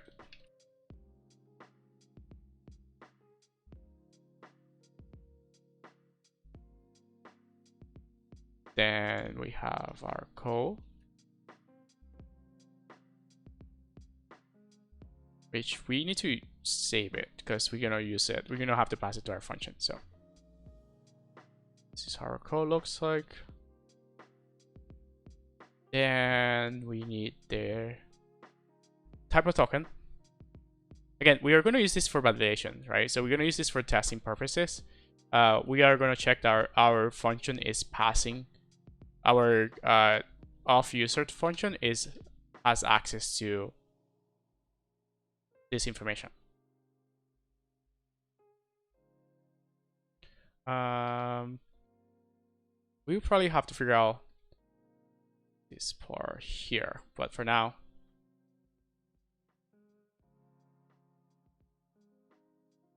okay. So what did I mean? Oh, I did not copy it wrong. So here we are gonna just okay. So back here. Alright, so I left a note for myself to use the T cleanup function. So I'm not going to do that now. I'm just going to implement a new function that depends, kind of does all of this work. So we are going to take that function here. Oops. Yeah, we're going to take this function here. What do you mean?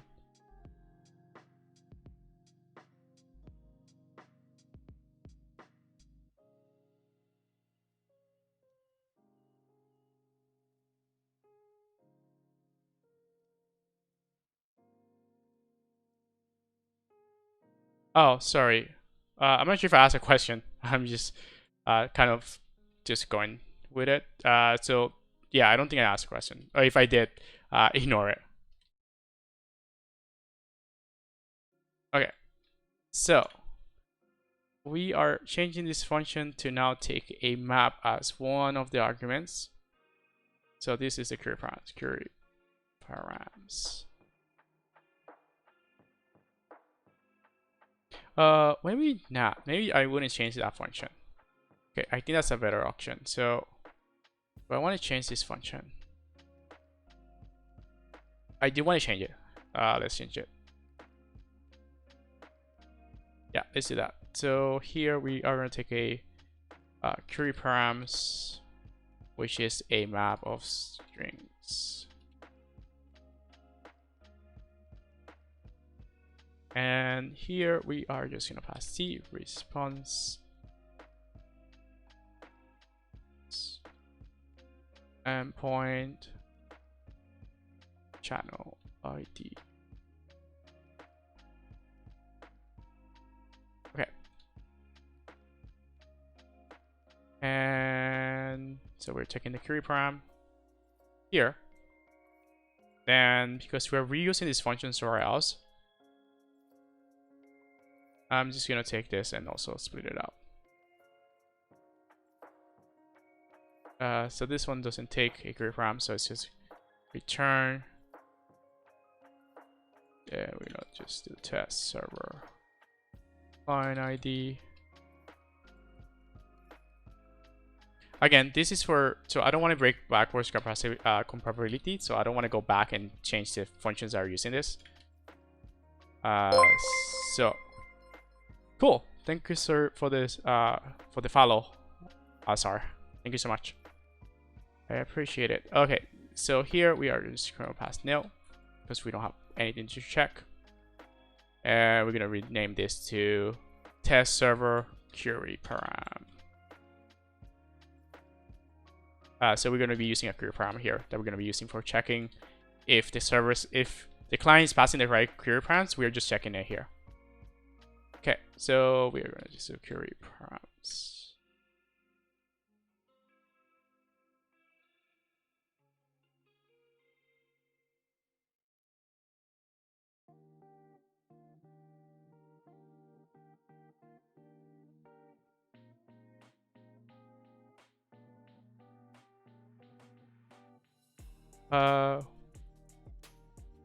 Do you mean here?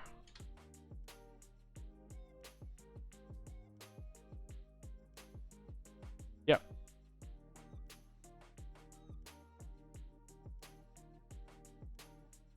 Okay. Cool. So now we're passing null to query param. We need to teach this here to start using our query param server too. So we are gonna rename this to query param, and we're gonna pass the query param. Okay, so I think that's pretty much all the parts that we need to change. So for now, I'm gonna comment out most of this so I could run the test and make sure that they're passing. So this is not ready to be tested yet, so I just want to make sure that it's good.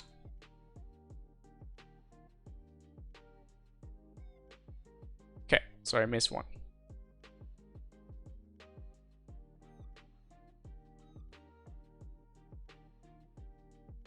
Oh, this one. This one is no.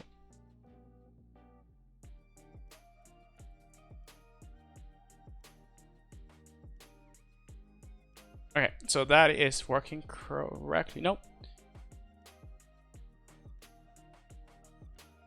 Oh, I know why.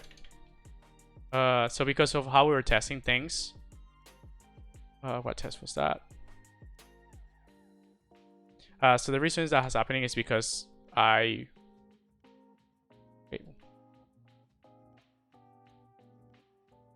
because I changed some of the stuff. Wait, where did it go? Oh, I'm in the wrong file. Okay. It's because I changed some of the things around. I added a new configuration value, and that configuration value is not being set in one of the tests. So this is a test. Wait. About requests. Yep. So here we need to do auth.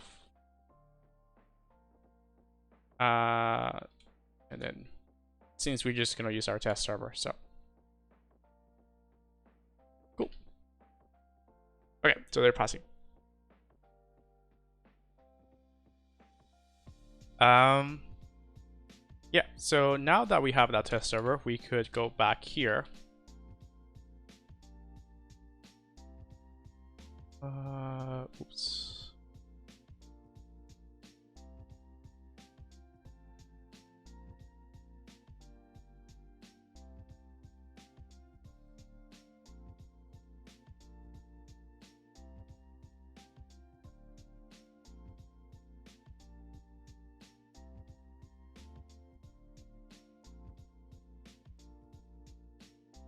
Okay, so we are. Is this the right place? Yeah. We are here, so we are going to update our tests.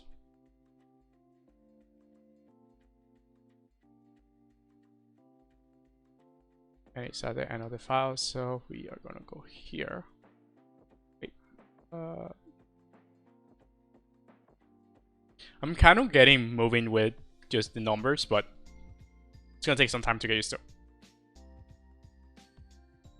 Okay.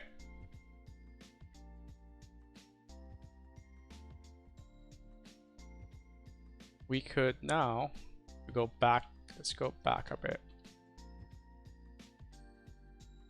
I'm gonna use this one to run our tests.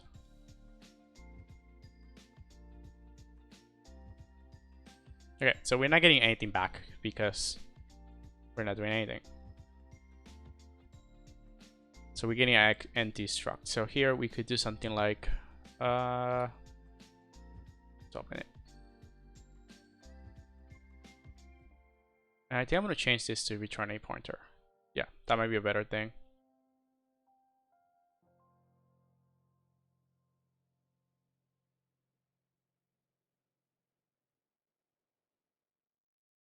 Okay.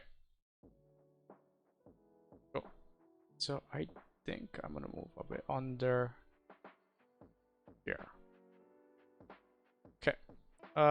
And here we could do if error is not null, we want to fail the test. Fatal.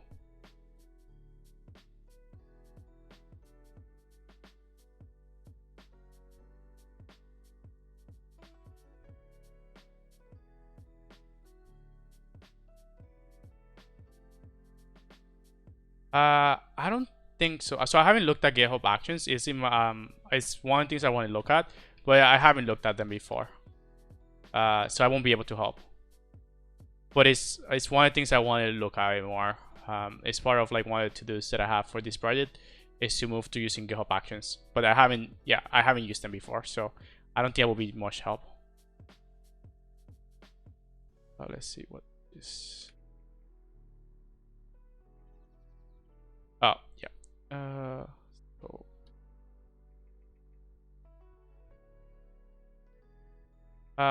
you're very welcome. Sorry. Yeah, sorry I couldn't help.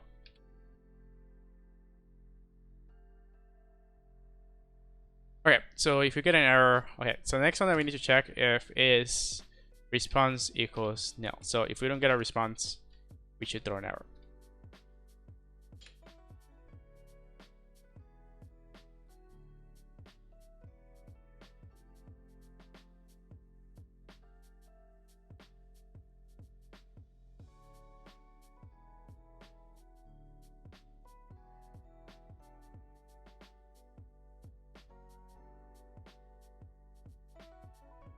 And I think we don't have to return anything here, so it's gonna leave as it is.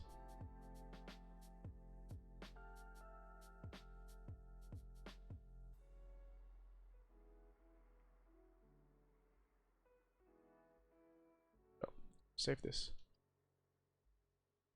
Oh, that's true.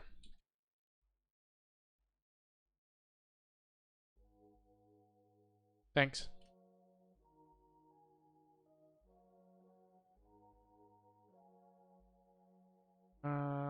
Wait, what is wrong with this one? Oh, it's not nil. It's set. Yeah.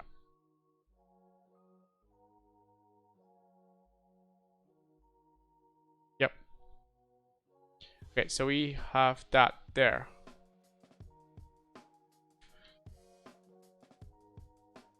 Do you mean so? I have these ones for testing. I don't. Yeah. Yeah, they were just there for me to see the output of it. So I use a lot of print. I pretty much print all the time. So those were there just for testing. Same thing with this one here. Yeah. So it's mostly I want to check the response. So we don't need this one anymore because we are handling it on top. But we don't know how the response is going to look like yet. So I want to make sure that we know how it looks when we continue. Okay, so here we are going to start building our path to authenticate. So, and how does that path look like? So it's this one here. And we don't have to do any modifications, so we can just leave as it is. Okay, so we have that there, which we could use for our authentication. And we don't have to change anything. So here, I believe I just have to make a, yeah, it's an antibody. So we are going to do, oh, I kind of messed up here.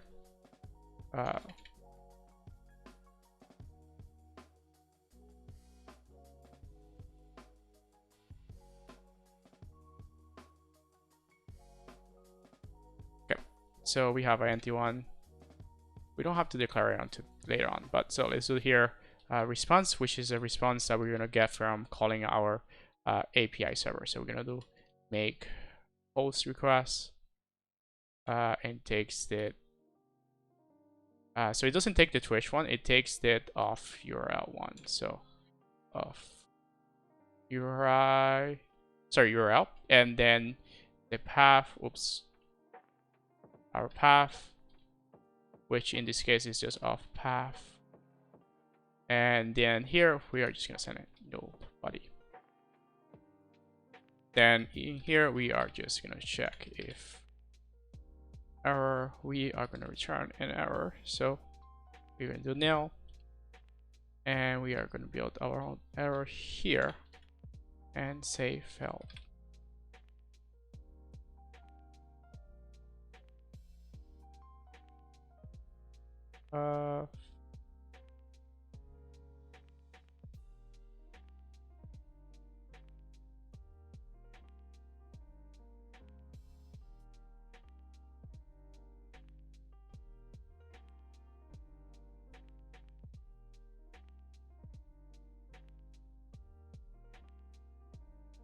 Yeah. Okay, so we have that there. And I think this will handle pretty much everything. The only thing I have to handle is getting the body, reading the whole body. So I'm just gonna take that. I could probably reuse that, like make it into a sendable package. So okay, so we read it. Now we are going to use the onMarshal. So JSON dot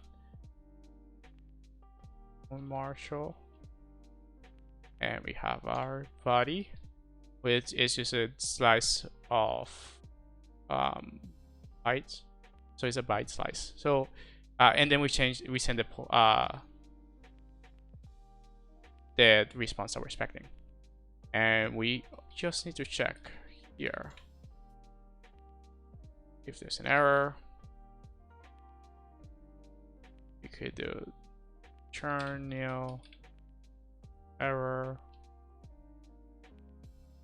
and we could just be like failed to parse JSON with, and we passed our error to it. Cool.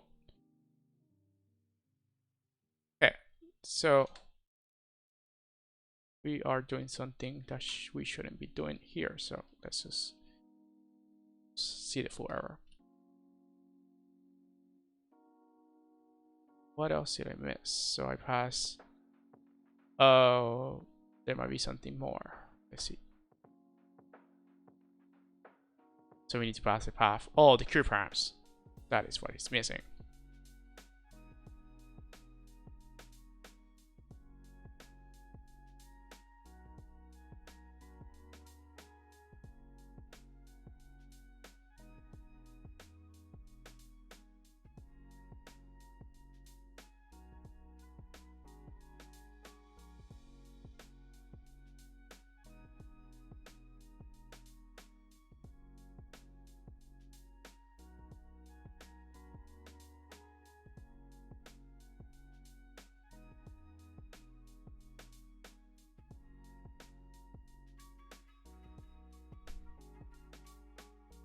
What do you mean? Oh, you mean like this?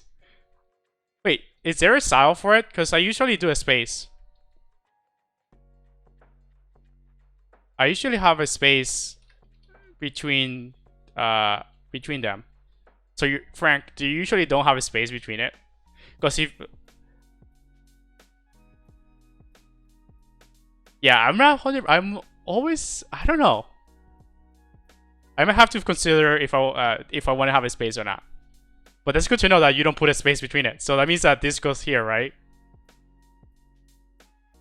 Ah, okay. So that's good to know that it's hurting people's eyes. Because if it's hurting someone's eyes, it means I'm not doing it correctly. So two people are their eyes are burning right now. Okay. So I will try to keep that in mind and not put the space between them. Okay, so we need this one here. For now, I'm just gonna leave them empty. Decline secret, which we don't have yet.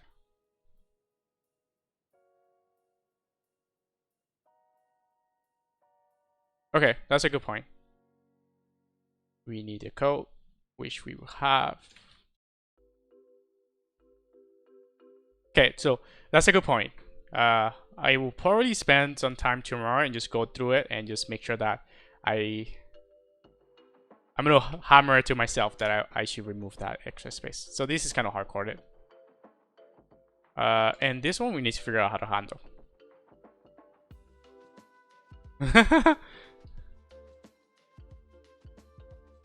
Yeah, so we need to figure out how to handle that one.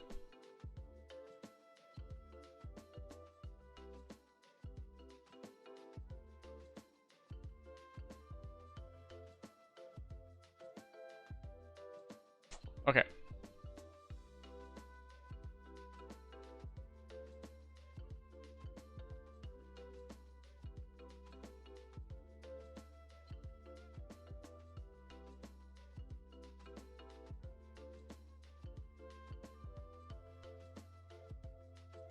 Okay, so we could run this and see what happens.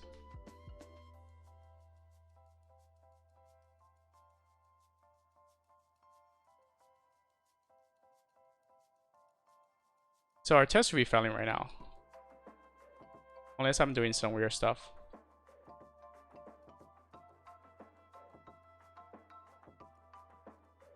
Shouldn't you make a function at that point? If you're... Well, that's kind of what... So one thing that I... So, disclaimer. I read Clean Code and that book messed me up a bit. So, if it says that if you have a new line, which I kind of don't follow anyways, but if you have to do a new line, you should create another function kind of thing. So if you're designing like, if you're doing new logic, you should do a new file. That's kind of what one of the points that they try to make. Why is the query params not read check? Okay, so we have some query params here. Oh, it's because I didn't add the logic. That is very funny. So let's add some logic to our query params. Okay, before we do anything, we are gonna do. We're gonna rename this.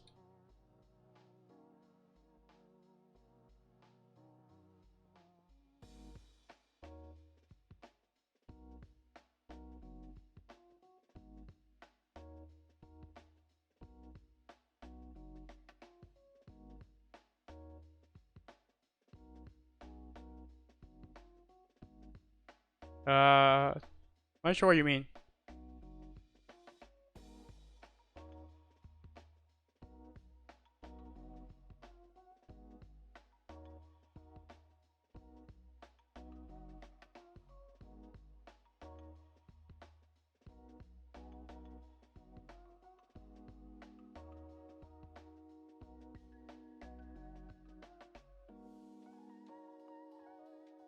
Oh, so this is more for query params. So the one I'm going to be using is more for query params. So I want to check if the query params are there or not. So I was just going to use... I could do it down here too.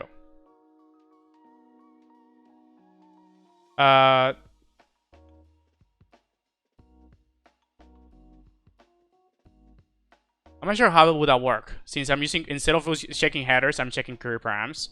So it will be something like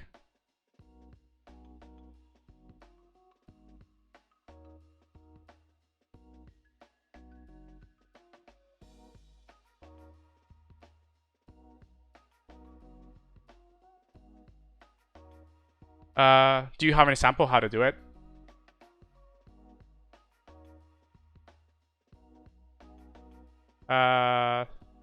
So 53. So 53 and 56. So you mean this two? Oh, I could probably turn that into. So you mean like do something like want headers and then do string.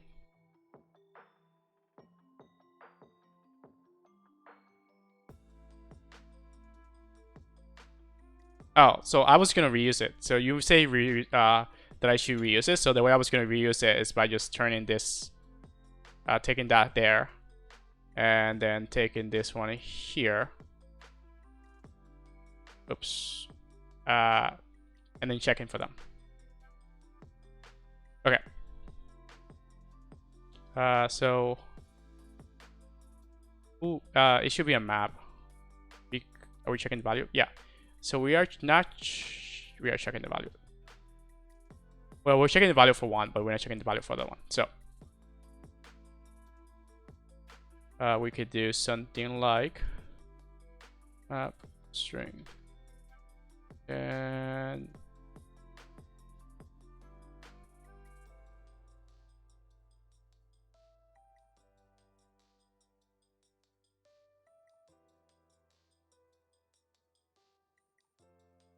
I think they're, at least for some of them, they're kind of the same type. And then this is a client ID that we want. Client ID. So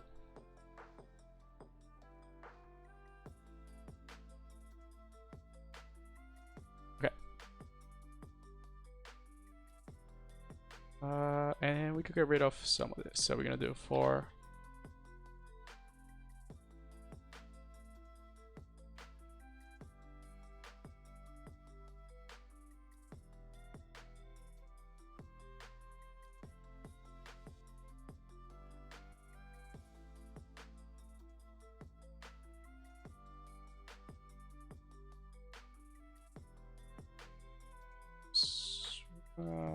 okay. So I'm gonna have to redo some of these things. I also want the key. Now that I think about it, I deleted too much. All right, I need that. Let's just fix that up.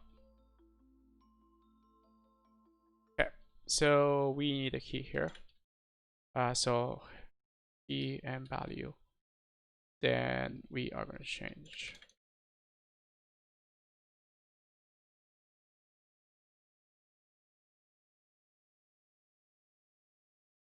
Pass a key. And we're going to change this to got the header. And then this is value, which is what we're expecting.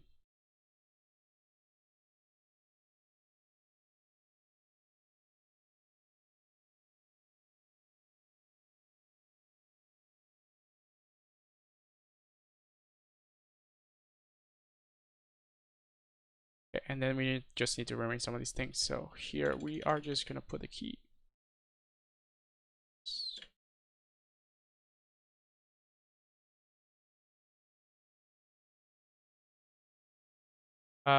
Where do you see it twice?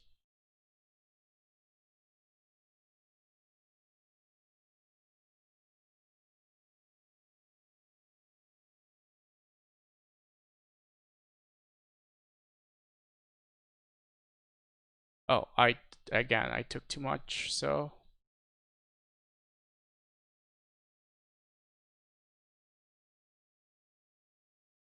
okay. Then we're gonna put this here. and get rid of this here and this here. Okay. Oh, I'm just renaming things, so I need a few minutes. So here we have one. So yeah, we're gonna have to rename some of it. So we have got header value. Then we have want. This is what we want. And we are gonna get rid of this thing here. I think that's what you meant. So now we're reusing if statement there. And I messed up. Yep.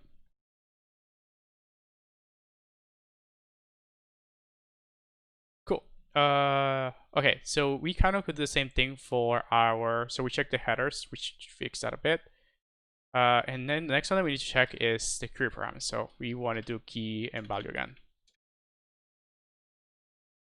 Let's see.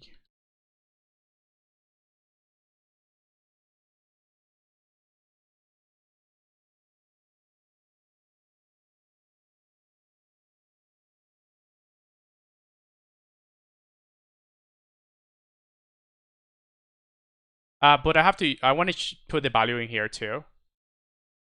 So you mean something like, I could take this.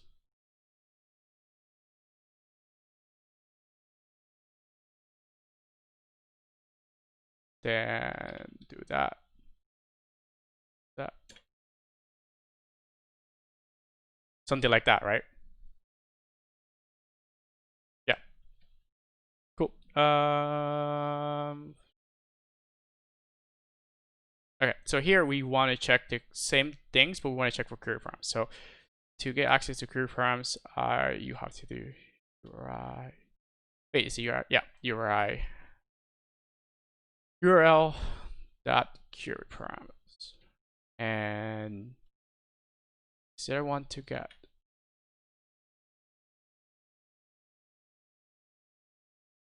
Okay, so query params returns value. Values. System app, which I could use to get. Okay, so we could do get.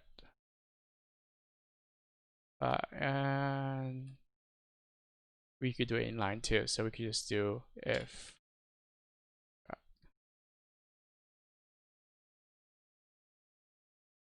and we could do value not equal to got value, and we return an error. So we return, and then we also print. We just said that it has failed.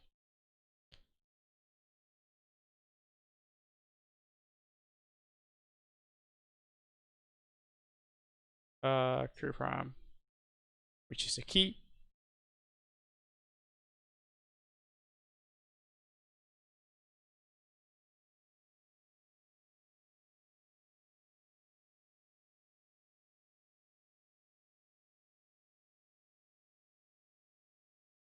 Okay, so I want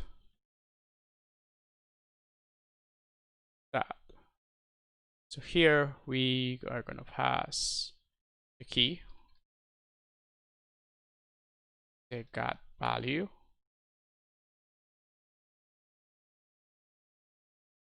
and also, wait, what is up? Chapter, our value.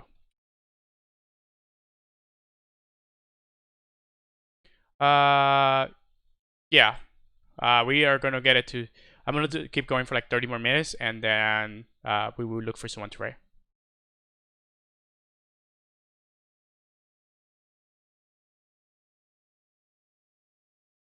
Okay, so that should make the test fail now. Yeah. So the test is failing. Let's see. And also, there's different places now that it's failing too.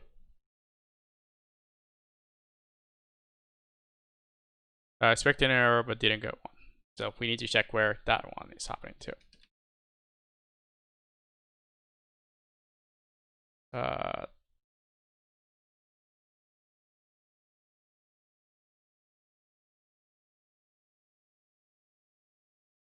okay, so this should have failed, but it didn't because it's supposed to fail because of a bad request. Oh, it's because I'm not doing the right thing. Okay.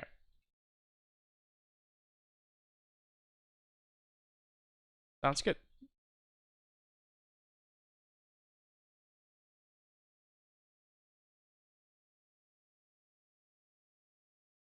Okay, so I think here I'm not supposed to return like that. So here I'm supposed to return, but also I'm supposed to return an error. So if we go back to how we had it before,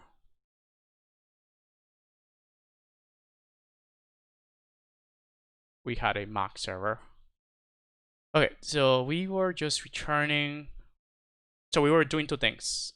Oh, okay. So we were doing two things here. We were also returning that. So maybe here we should also just return by request.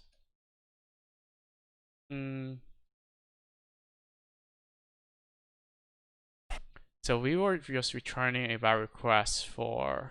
Oh, okay. So let's do that.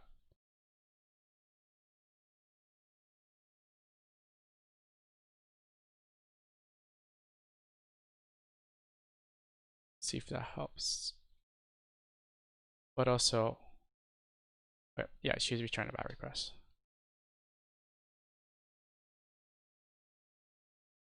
Okay, so that fixes out the test that we broke. Cool. Failed to. Okay, so we are getting invalid JSON, and we are getting that the secret doesn't match what we expect, which is good. But the secret is the first one. So,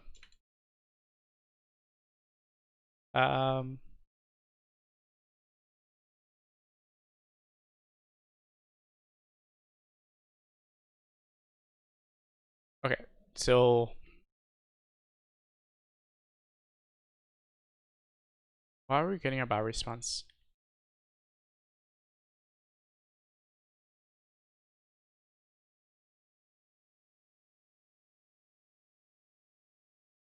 This might be empty.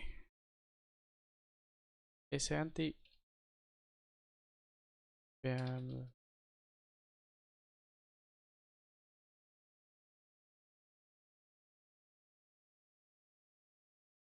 Oh, might be some weird stuff here. Just because I ended up just copy and pasting what they had. But I think this is valid, so we could just double check.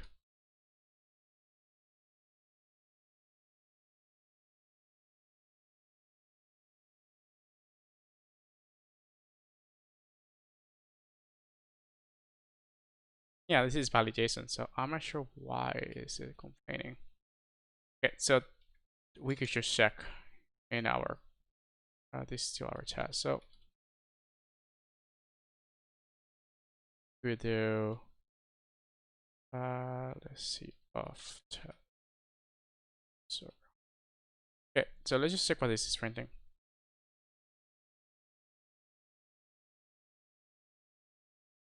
So here I'm just gonna print the body.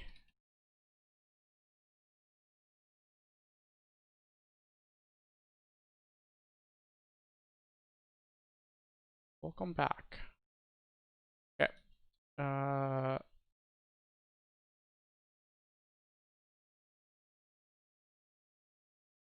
Okay, so it's getting an antibody. Why is it getting an antibody? Okay, so something might be up with how we are getting our mapped data. So we have to take a look at our util package.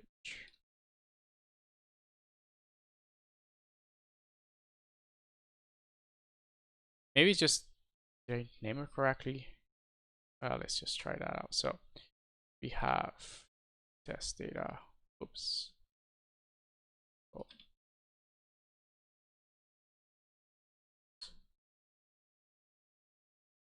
Oh no. So I know that it's failing because of that, but it's failing also here. This one should never fail. So this is a different test. This is an error that's being returned by a client too. So the one that is failing is because of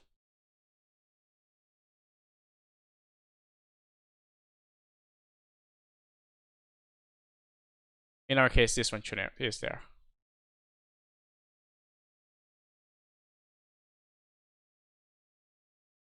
So yeah, so that test is supposed to be failing, the one about the client. The one that shouldn't be failing is the one about the invalid JSON.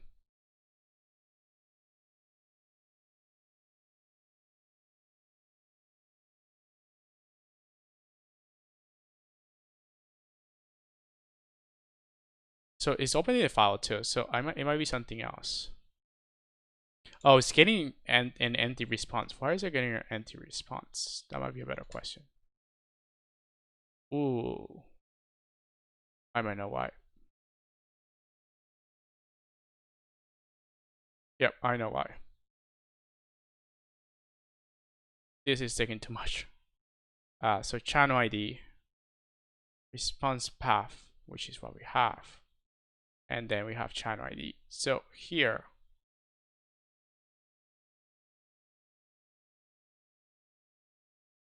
our test server takes an endpoint, a response path, which is what we have. Okay, so let's just run this again, see if we still get that error. Yep. It's just because it's returning an empty response. Oh, that might be it. No, but we're... Oh, it's because we're returning here. That is why. There we go. It was because we were returning there. We shouldn't return there. We should just let it go through. Because we want to test everything else.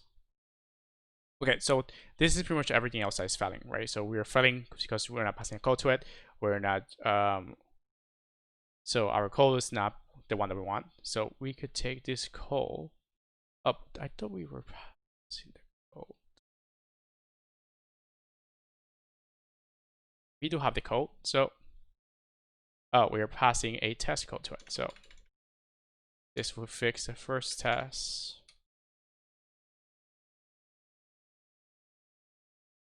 Okay, we need to figure out how to do the redirect URL, the client ID, which we kind of have. We have it inside of our, let's go here and open this here. And we have our client ID here. Then here we could do API dot. Wait, where is client? Oh, we don't have to pass our client ID because we're adding it somewhere else. Oh, we're adding as a header. Okay, that makes sense.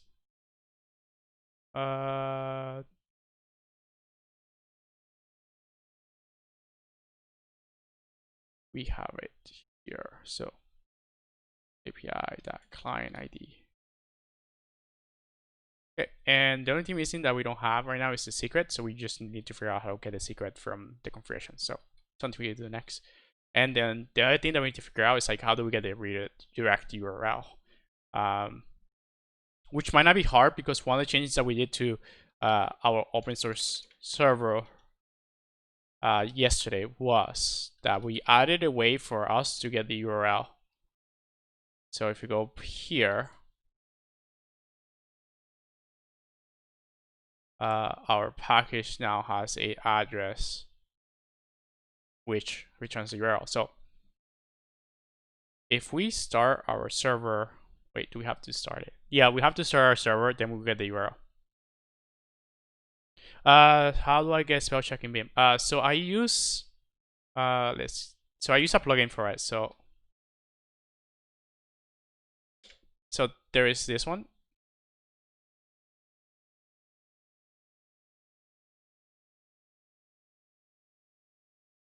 Which shows us like a simple spell check. And if you saw before, I have a pop-up that has the corrections. That makes suggestions, so I use it. It's a combination of both. So the same person made both plugins, but that's kind of how I got it. It works sometimes, it doesn't work all the times. Yeah, and for me, it's like I have a bind to my leaky and then SS, and then it gives me like corrections for it. Okay, so we have the address. The only thing we have to do is start our server. So I wonder if we might need to add a new method here. So do we have one that starts it but just listens? So this one starts it. We don't have a way to start it and then wait, which is the bad thing. So we're gonna have to fix that. But we have the address. We could pass the address into our TS client. So we could kind of handle all the redirect for the client, for the user. So the assumption that I'm gonna make right now is that we're gonna add a new configuration field here. We are gonna add a new configuration field, which is redirect URL, which is a string.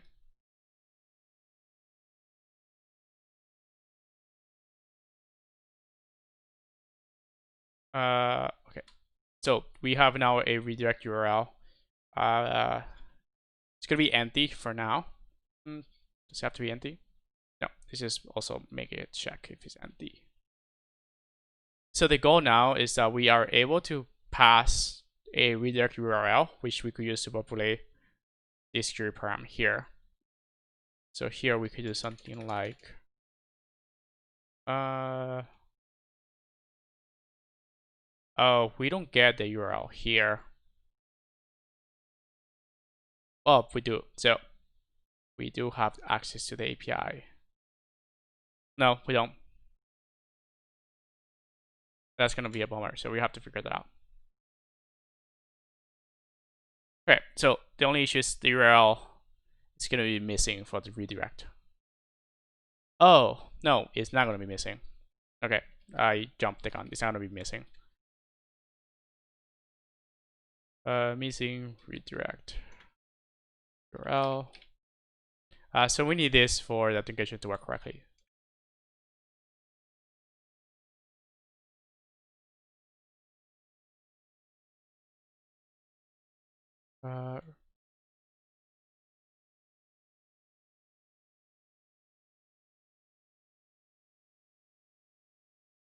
Okay, and then we just add it to this list here.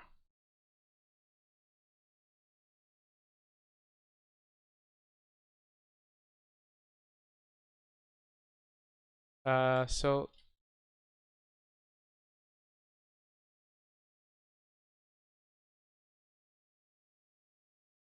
okay, so that has the URL there.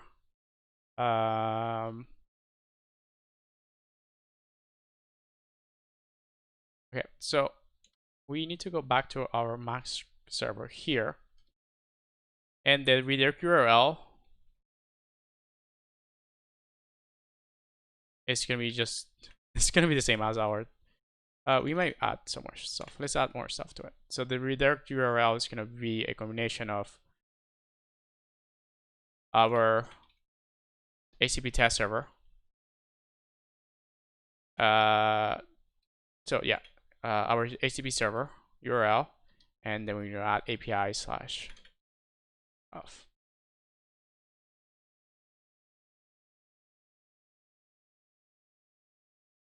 Okay, and then ts.url. So ts is just I'm creating a ACP test server and then passing some information there. So that returns the URL. So now the question is, how do I make sure that our test URL matches? One thing I could do is check if the query param. I could do a check like so. But that will mean it will add it to. It will override it. So would it override it? No. The issue here is that the test server URL is always going to change. So maybe I could just hardcode it. Yeah, let's just hardcode it. It doesn't have to be real because we're not making any requests to it.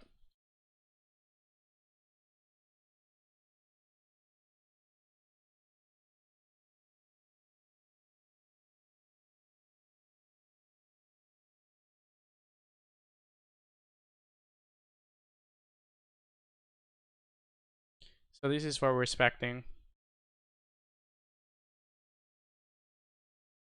And we just put it here because it should always be the same here. Okay, so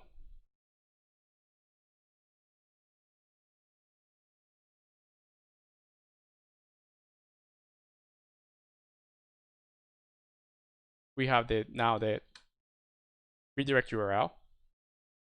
And the thing that is missing is the secret. So something that we will have to do too, which I have some undefined things. Oh wait, I'm too higher up. So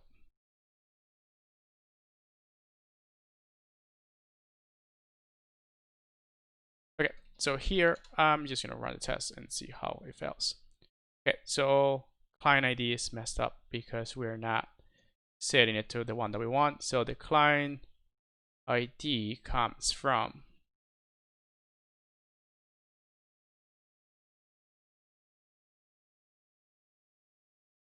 here, which is just recorded to test ID. So we should just make it the same.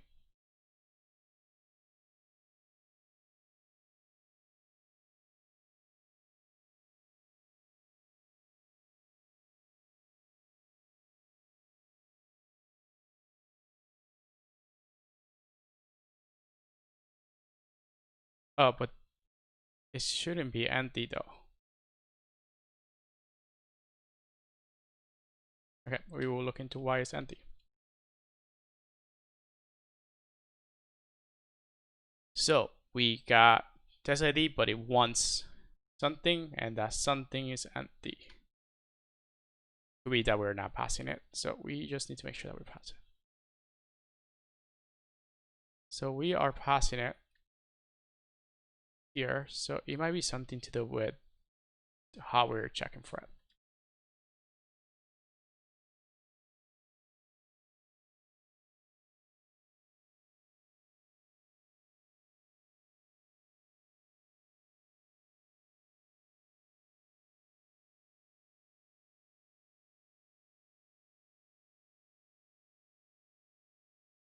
Okay, so we are gonna go back to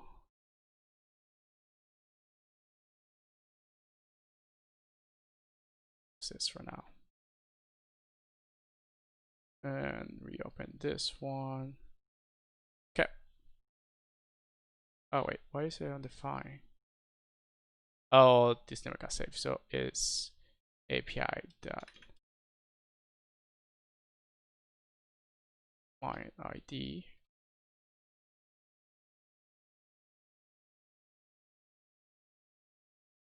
Oh, it's not channel.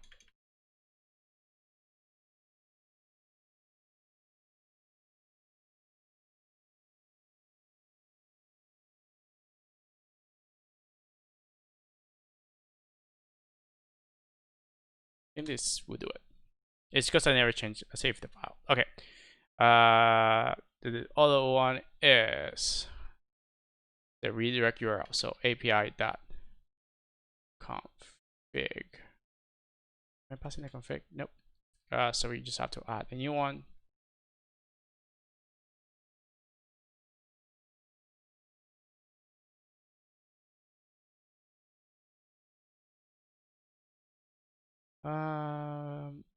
Do I have to check? Yeah, I have to check for a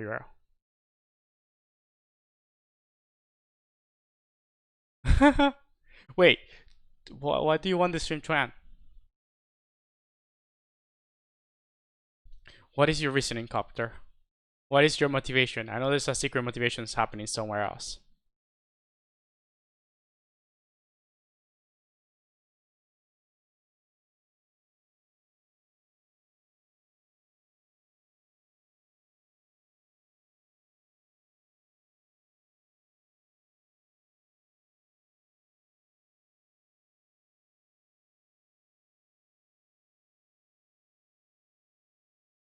Oh, do you have a suggestion of which we should array?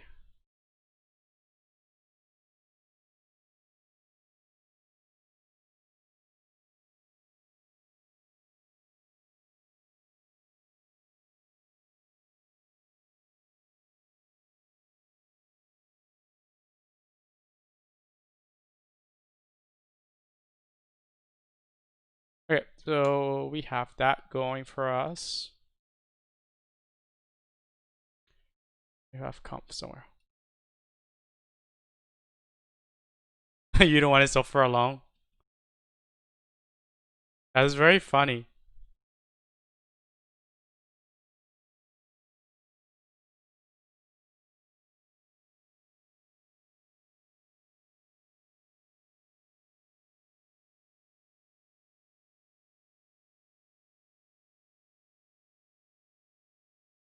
Sure. Let me just, oops. Let's go here and turn this into a string.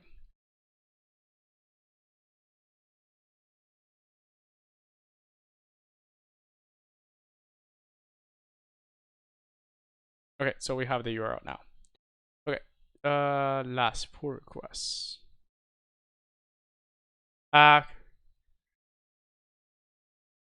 Because you know what game I'm gonna ask you to play. We are gonna play Spellbreak.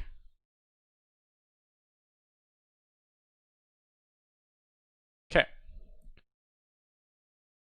So this one is the one that we looked at before. Okay, so Spellbreak it is then. Cool. So, okay, here, the changes that you're making are that you are first you're using boolean for the struct. Sorry, for the channel. Sorry, you're changing this boolean to a empty struct, which just doesn't take any memory. Since we're not going to use it for anything else. Then you're using a whale group to go through it. I should change this from, should split it. And then you're using a goal routine, so you're starting a goal routine, and then you pass in the number. So usually you do this because if you just use this number here, will change over time. So you want to pass into the function as you call it. Then you go through it, then you set a value in the key. Then you check for the errors themselves, and you call done, and then wait just finishes. Where are you using start?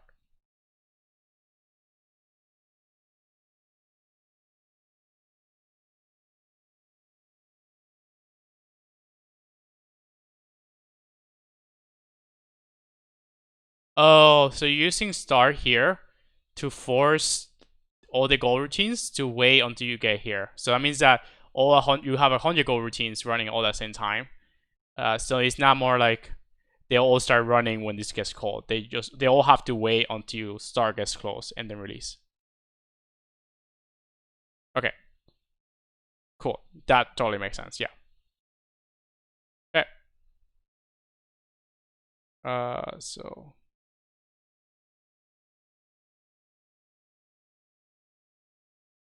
yeah, totally makes sense because you now have 100 goal routines acting on the cache object.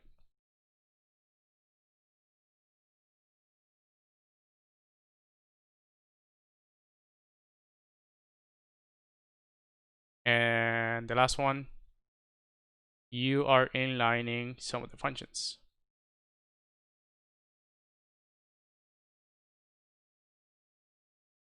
Okay, so you're checking, yep, and then returning if there's enough followers.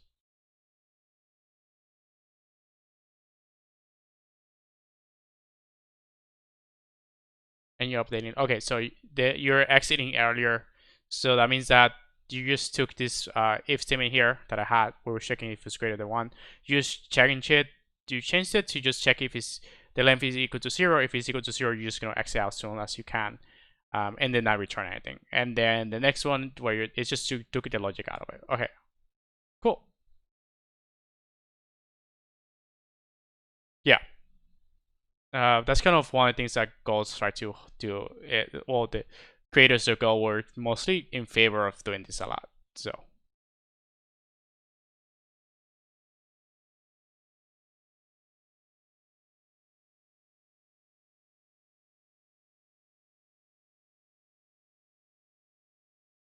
cool. I think that's pretty much it for the stream. We're gonna try to find someone to raid.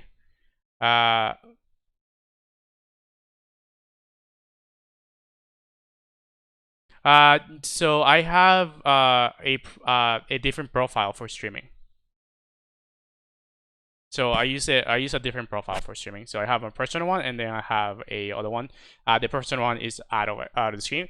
The reason why I don't use private mode is because I wanted to have like the goal different goal packages and like my surges available for the next stream, just so they don't get lost. But yeah, so I'll be around. When I will be around? Oh, I'll be around Friday. So I'll be streaming Friday from 3 to like 5:30 or 6. But yeah, thank you so much for watching. We're gonna be rating someone very cool. So please say hi. I like him a lot. Sorry, Eastern. So it's like right now it's EDT, something like that. Yeah. So Eastern time zone in New York. Like yeah, in New York time zone. So that's what I would say. Okay, so we're gonna be rating someone. He's very cool. Say hi. Hi. Okay, yeah. So it's kind of like I think it's like an hour behind. So maybe like 2 your time. I think. Is that center? Yeah. Okay, so we're gonna be rating someone. See you tomorrow. See you Friday. Bye. Oh, okay. I see.